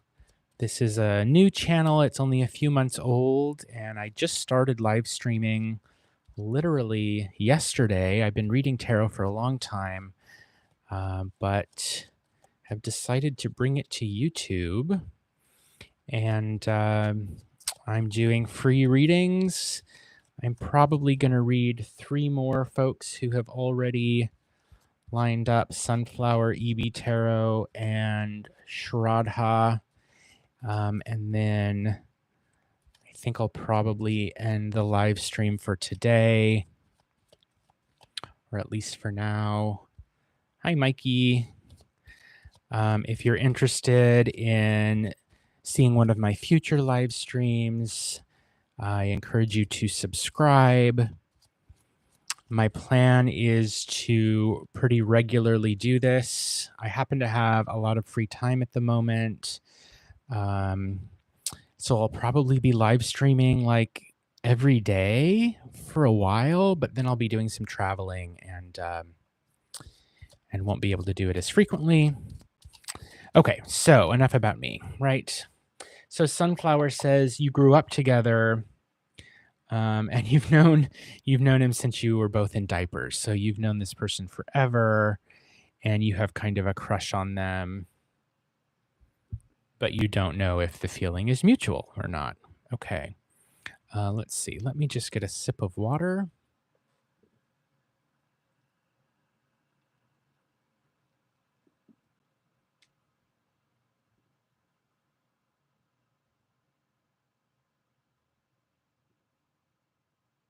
All right, let's see what we've got. Okay, we've got the tower. Couple ways this could go.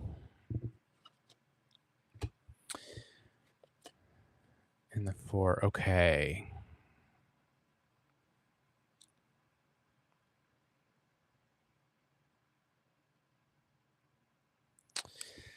So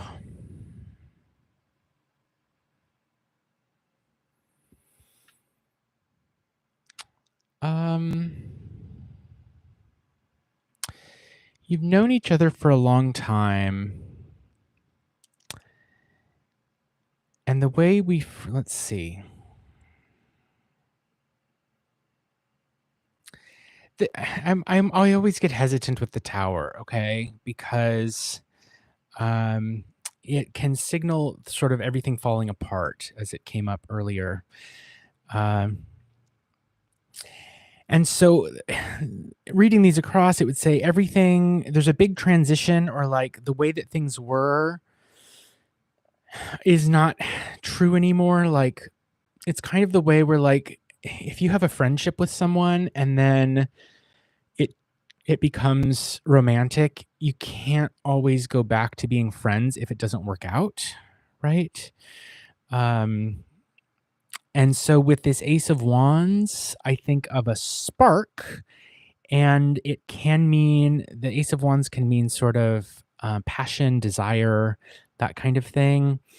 And it's almost like the tower's falling down and leaving behind this little spark. And the little spark then is growing into these 4 cups, which would represent a stable emotional situation. And so it's kind of giving the idea that if the two of you were to pursue a relationship, and the way we phrase the question, we're thinking about this from his perspective, right? And so he's thinking, if the relationship were to turn into anything beyond just a friendship, um, it maybe could grow into something stable, but it could never go back again, and it might really disrupt a lot of things in both of y'all's life, right? And so then I'm checking the chat, and so you're saying you try to avoid him because you're scared of your feeling, and he thinks that you did something to him, but you didn't. Ah, okay. So I wonder if the tower could be he thinks that you. I mean, with the tower, it would mean like that something got broken, or um, some routine got disturbed, or some relationship got really upset. And I wonder if that's something that happened in the past, at least from his perspective. Yeah, I do feel like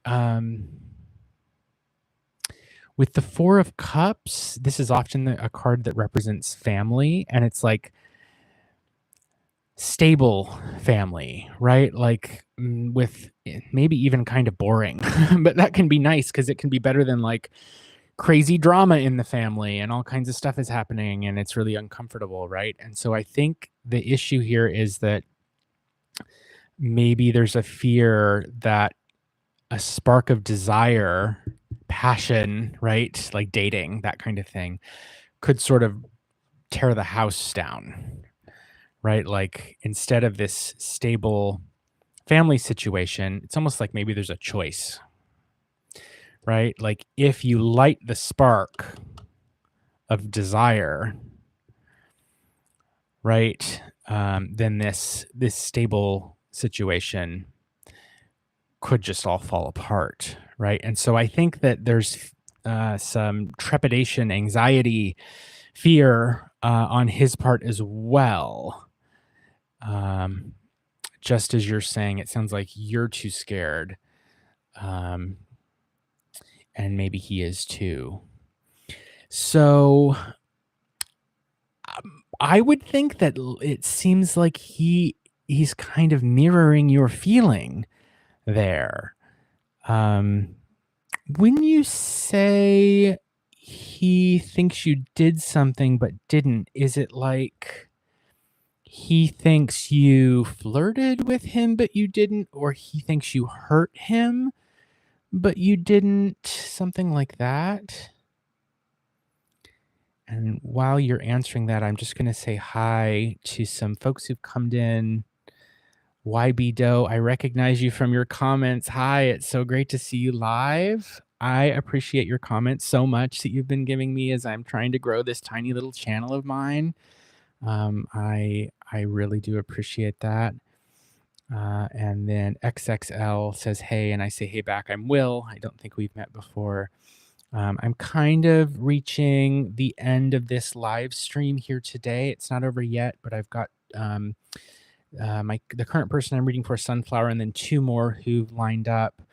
EB Tarot, and what was the other person's name? I will find it. I swear I will. I should have a piece of paper out. Shraddha. And so I'm going to read for them. And if you are interested in a reading in a future live stream, I'd encourage you to subscribe because I'm doing free live streams in the near future. I'll probably do one, like my plan is to do one every day this week.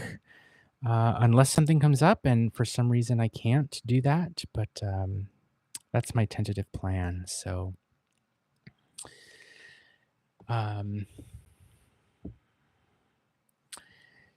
okay, a rumor. Got it. Sunflower says it was a rumor. So, like, he thinks that you spread a rumor about him that hurt his feelings in some way, but you actually didn't do that. Yeah. Yeah. He thinks that you hurt him, but he actually hurt you in the past by not sticking up for him. Yeah. So, yeah, I think that he's got some fears, some anxiety about if the two of you were to have a relationship, that it could really just kind of mess things up. And I think it's like mess up whatever kind of family or emotional stability you've got right now.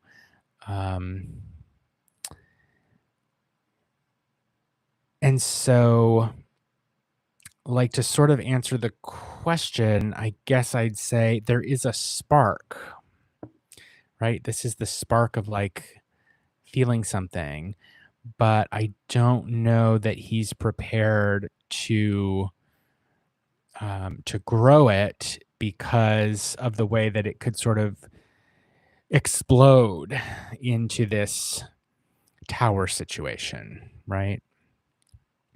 Okay, EB Tarot has been waiting very patiently for a while now, and so I do want to get to their question. And so let's see. EB, I don't think you've asked your question yet, but here it is. Thank you. Oh, you're quick. Okay. EB asks, who is coming towards me in love? Is it from past or someone new? And your name is Noor. And Sunflower says, thank you. You're very welcome, Sunflower. Okay, let me just put these cards in and give them a shuffle.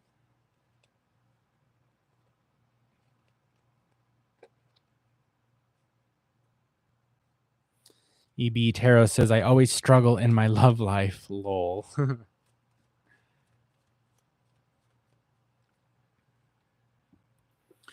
Okay, I'm going to give these a good riffle shuffle, and I'm going to just do it off the table because it messes up the altar cloth and the gems fall all over, but I can shuffle more easily off of the table. But I've read for 4 or 5 people, and so I want to make sure they're really well shuffled.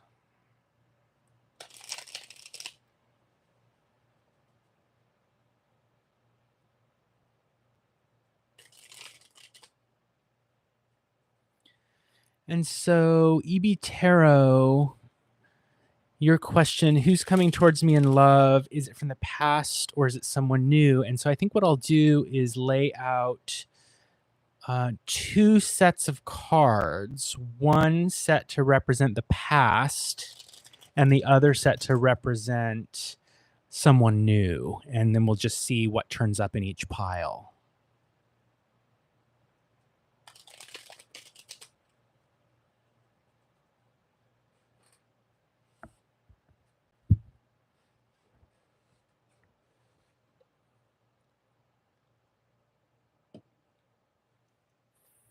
Okay, so we'll do the top pile will be someone from the past, and the bottom pile will be if there's someone new, and we'll see what happens here. And we're looking for court cards representing a person. We're looking for 2 of Cups would be nice. The Lovers would be nice.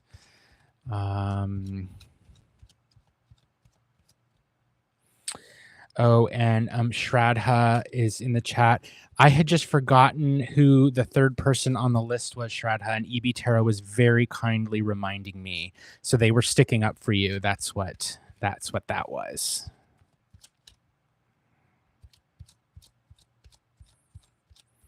Okay, so let's see. This is the past. And this is someone new.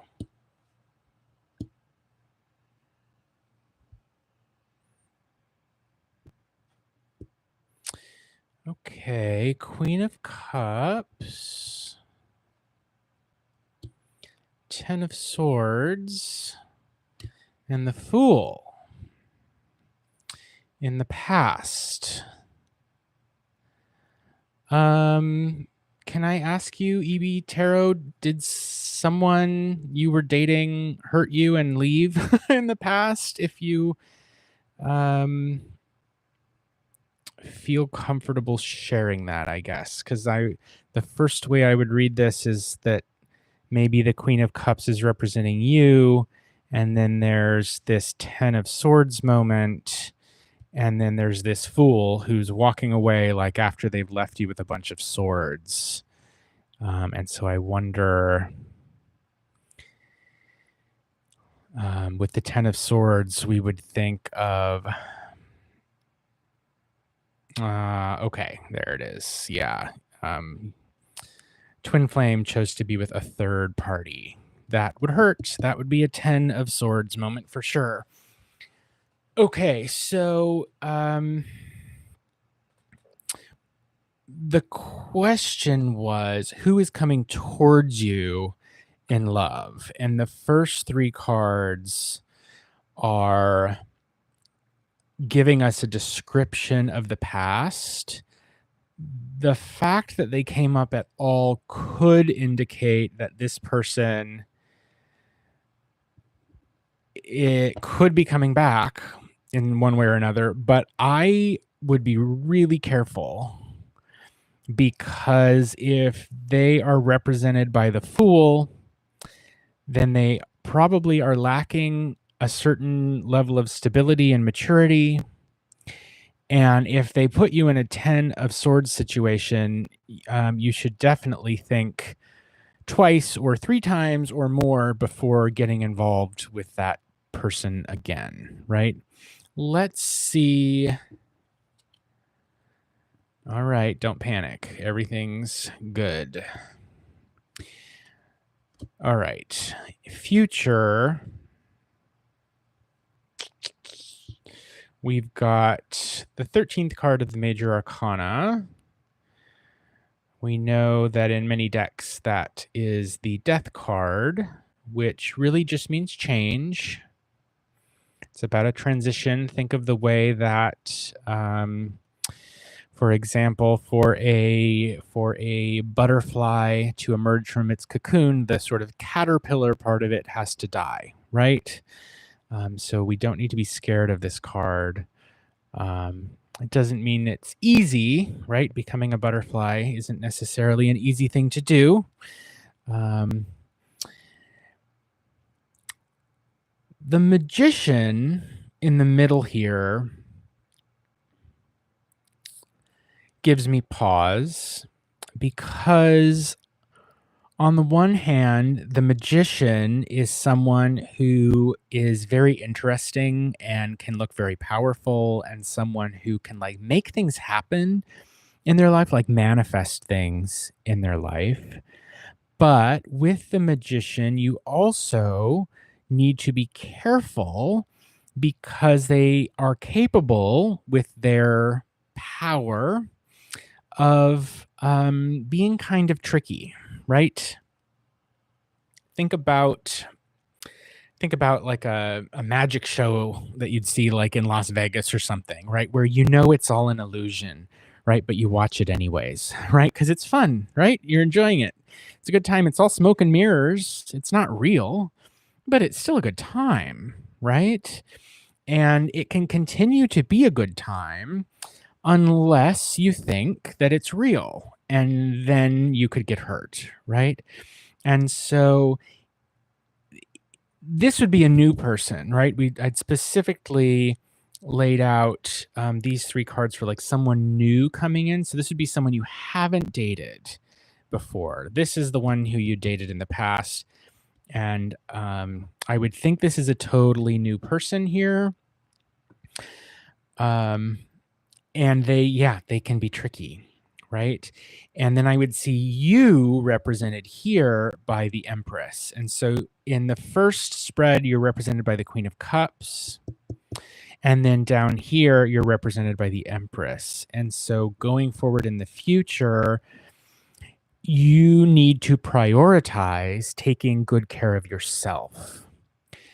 If you're represented by the Empress, the natural, logical partner of the Empress would be the Emperor, not the Magician, which doesn't mean that the Empress couldn't have a good time watching the Magician's show, so to speak, but it's not her Emperor, if that makes sense, right? The other thing that comes to mind, one other way, which is bending the rules just a little bit, which I don't like to do, but I think that you follow the rules until there's a good reason not to follow them, right? And I have a good reason, I think, to not follow them. And here's what it is. I think that there's a kind of transformation. I'm trying to figure out what to do with this card, right? And so a transformation of you from Queen of Cups to Empress, that's leveling up, right? Because there are 4 queens in the deck, but there's only one Empress. Okay? So she doesn't have any peers. She's like at the top of the rank, so to speak. And so a transformation in the future of you from queen status to Empress status, right?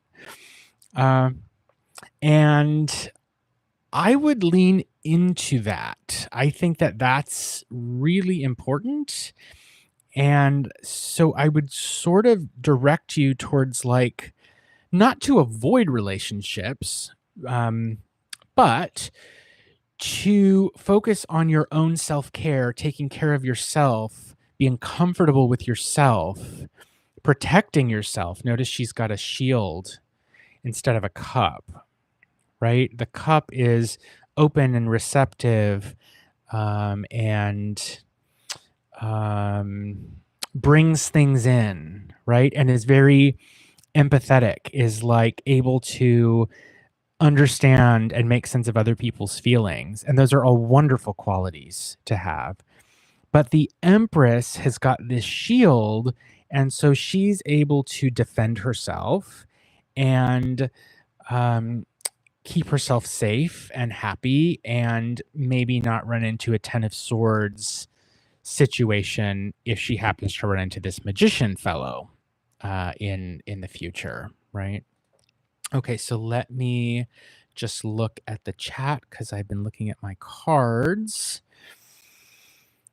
Okay, great. So, yes, you find this other person who's kind of tricky, entertaining, but can't think of something long term. Yeah, and that's exactly what I'm seeing. Like he puts on a good show, sort of, and is maybe funny or interesting or whatever, but it can be kind of tricky, which doesn't mean that he couldn't like grow up. He or she, I don't know, like whatever their pronouns are. It doesn't matter to me. Um, but this person right now, they're a kind of like street performer. They're like they have a hustle and they're like doing their thing and they're lots of fun, and um it's a good time, but it's not stable, and at least not yet, right? On the other hand, they're not a fool, right? And I don't know that they would leave you in a Ten of Swords situation. So definitely leave that behind, I would say, unless there's a really big change with this person.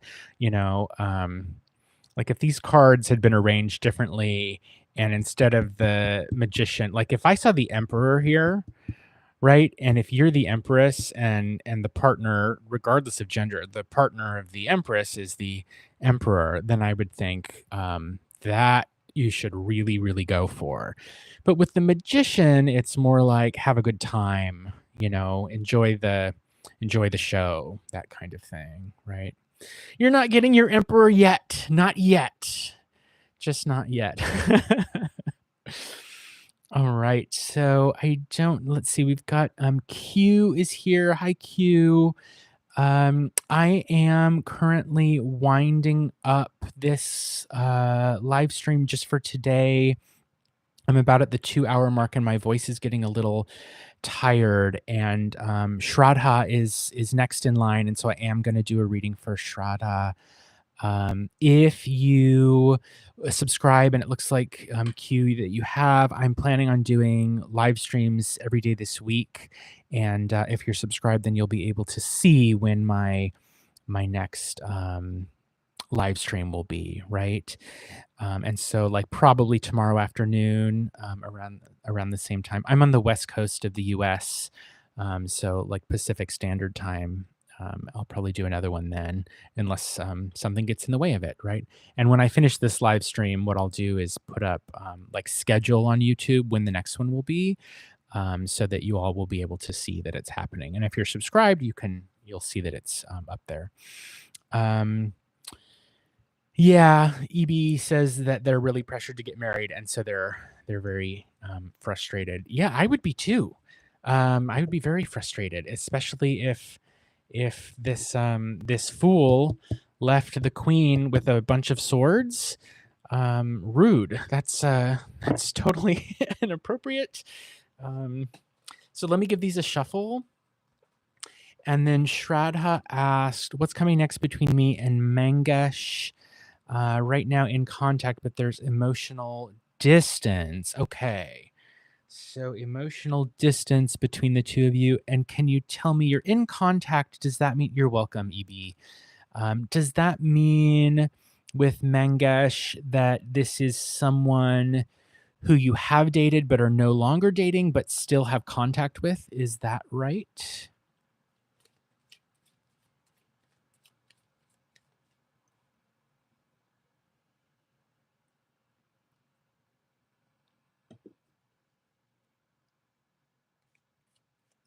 Okay, yes, casual dating. Got it. All right. So,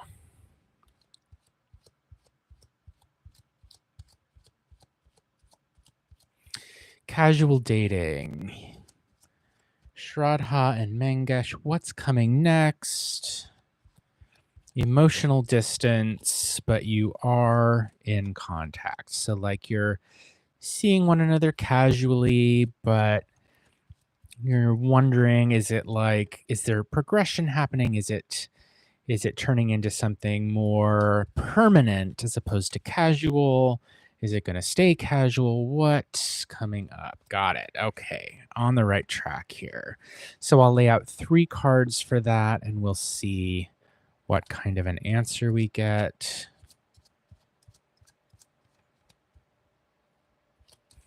And since this will be the last reading I'll do for today, I just want to say really big thank yous to everyone who joined me here today. Live streaming is new for my channel. I'm really enjoying it, which is why I want to do more. Being able to ask follow-up questions and like get feedback from you all as I'm doing the reading is so much more rewarding to me personally than doing like pick a card videos, which I've been doing for a while, and they're okay, and I get comments sometimes, but I much prefer when you all get to ask me a question instead of me sort of making up a question. It's just, I feel like the readings are so much richer and I get a lot of more personal fulfillment out of it.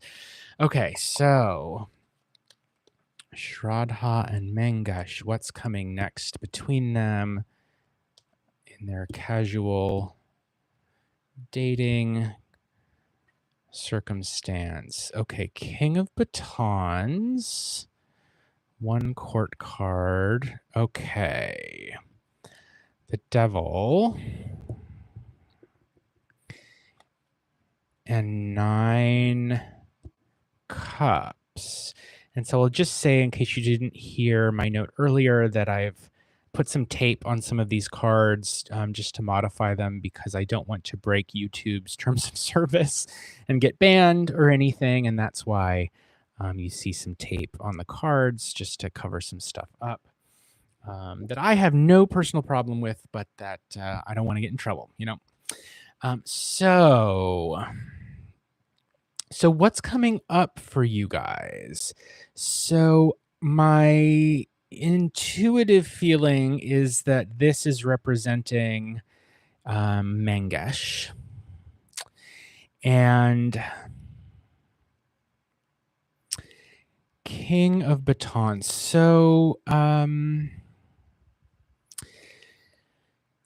King of Batons sort of person generally is somebody who likes excitement, likes to have fun, needs to be sort of stimulated, right? As opposed to someone who wants to stay home all the time and or maybe like sit around and talk about their feelings. This is someone who like wants to go out and do stuff, all of that, right?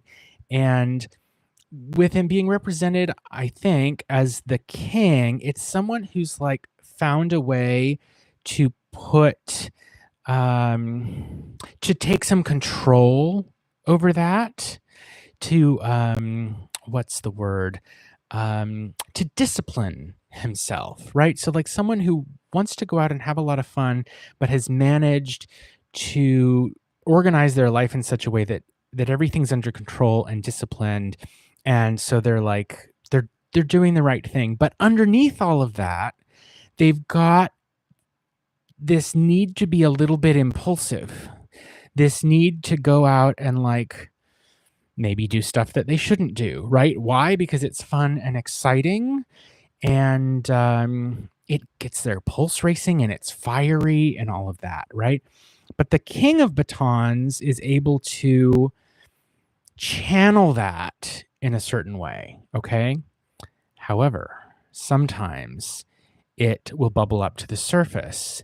And so I wonder if that's what might happen with this devil card that we're seeing in the middle, right? A feeling of temptation or like wanting to do something kind of wild, right? Wanting to step outside their comfort zone, maybe be kind of irresponsible in some way. Um, and so this is kind of the first feeling that I'm getting from looking at these cards. So can I ask you, Shraddha, so far, how is that sounding? Give me a little feedback. Like, is this someone who you could see holding back on something and who's maybe like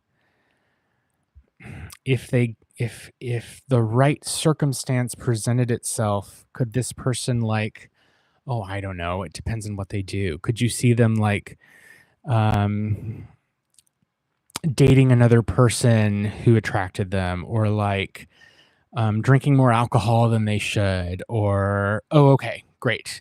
So you said, yes, he's holding back. Yeah. Okay. So he's someone who like is tempted to do wild and crazy things, but is smart enough and mature enough to most of the time not do those wild and crazy things. Right. So the seeing the devil here makes me think that whatever he's holding back on might be about ready to at least temporarily come out for a while. Okay. So like, um, this could go in any number of different contexts, right? But like, um, if this is someone who, for example, is very focused on his career, or on school, or being responsible, whatever way that this person tries to be responsible, that might fall apart for a little bit, right? Like, um, they might like miss a day of work because they partied too hard the night before, or they might say something to someone that otherwise they wouldn't have said because the sort of devilish part of their personality is bubbling up to the surface. But I don't think it's permanent. I don't think it's going to last because the next card here is the Nine of Cups. And so this is about taking all of your feelings and everything that makes you feel good about yourself and fulfilled and happy and organizing them into coordinating them, right? So that they all sort of fit together. This is the card of someone who is very satisfied with themselves and happy, but who might also feel kind of lonely or um, like they've done something that they thought was going to make them feel satisfied, and on the outside it seems like they're doing well, right? But actually there could still be a little hint of loneliness in there, like they're still kind of missing something. So let's go back to your actual question, which was what's coming next between you and Mangesh. You said that there's emotional distance between you, and this card suggests attaining a certain level of emotional maturity or intelligence, right? And so I wonder if what's going to happen is that he is going to do something kind of maybe a little reckless, right? And then after having done that, he's going to recognize that what really matters is closing that emotional distance. Does that make sense? Like he's going to let the devil out from within that he's been holding down, right? If you think of the way that wands cards represent fire, at least in the way that I tend to read them, because wands are wood and you can burn wood and it makes fire, and so here's fuel to the flame, sort of. And then, of course, the associations we tend to make with the devil card with fire, and there's a torch here with some fire that's sort of burning up. But then ending with water, as though like burning, burning, burning, passionate, but then realizing he didn't need more fire. He realizes he needs water. In other words, he realizes that he really wants someone who understands him emotionally as opposed to in a more physical or wild kind of crazy sort of way, right? So Shraddha says, yes, that makes sense. Good. Okay, cool. Because he's acting a little weird these days. Yeah, he's acting weird, I think, because there's like stuff he wants to do that he maybe knows he shouldn't do, but I think he's going to try doing it anyways. He's sort of like testing himself. He's trying to see like what would happen if I did that. Like, how would it make me feel if I did this thing that I've been trying not to do? And I think he's going to realize that it doesn't make him happy, but he's maybe going to have to do it to learn that it doesn't make him happy, right?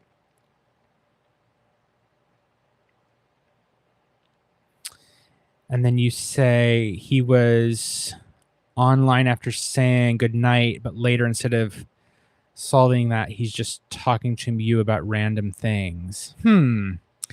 Yeah, like maybe if he's talking to you about random things, I wonder if there's something he's trying to say and he's talking around it, like avoiding the subject. Because the other thing to think about with the devil is the devil can lie. I'm not saying he's lying to you necessarily.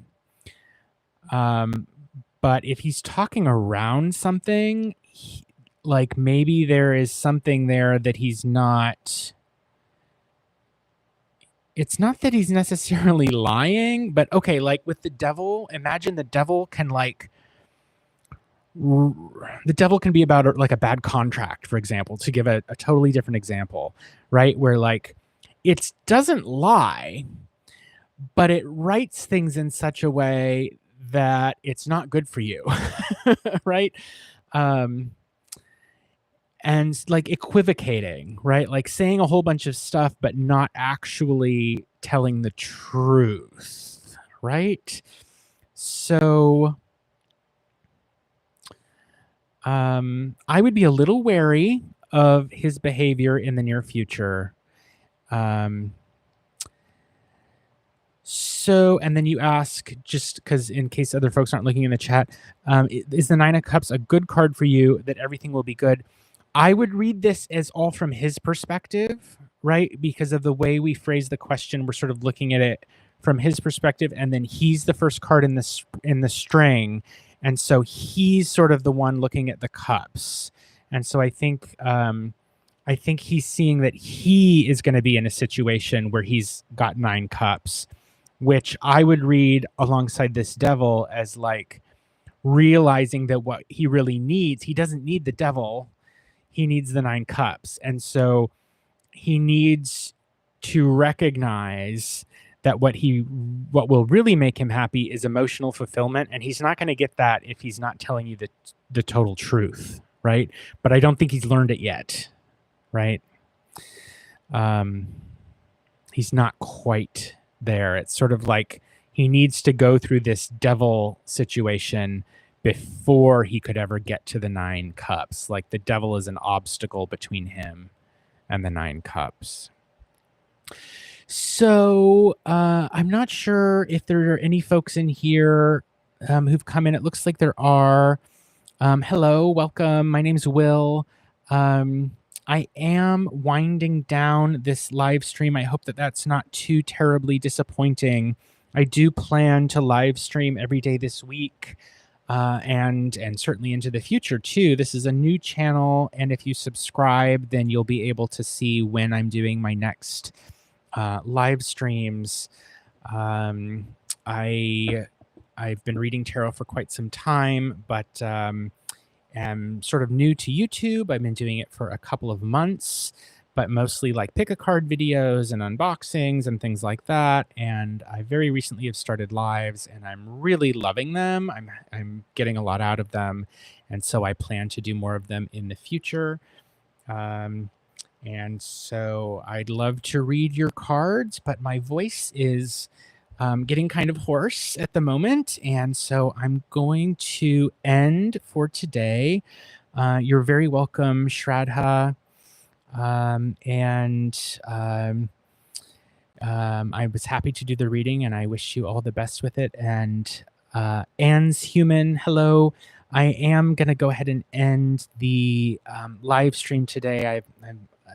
I'm over the 2-hour mark for myself, and so I need to give myself a little bit of a break. But I would love to answer your question at a future time. Tomorrow, even. I'm planning to do another live stream tomorrow in the afternoon. I'm in the Pacific Standard Time, so west coast of the US. And if you subscribe, you'll be able to see when I'm starting there. I hope that's not too terribly disappointing that I didn't get to quite everyone today. I did my best, and I enjoyed reading for you all. But I'm going to go ahead and end the live stream. Thank you so much. Again, my name's Will, and it was a pleasure to read for you today. And I look forward to reading for you all again, and to read for those of you that I wasn't able, unfortunately, to get to in this live stream. All right. Thanks so much. Be well. Have a great day. And I will see you next time. Bye, folks.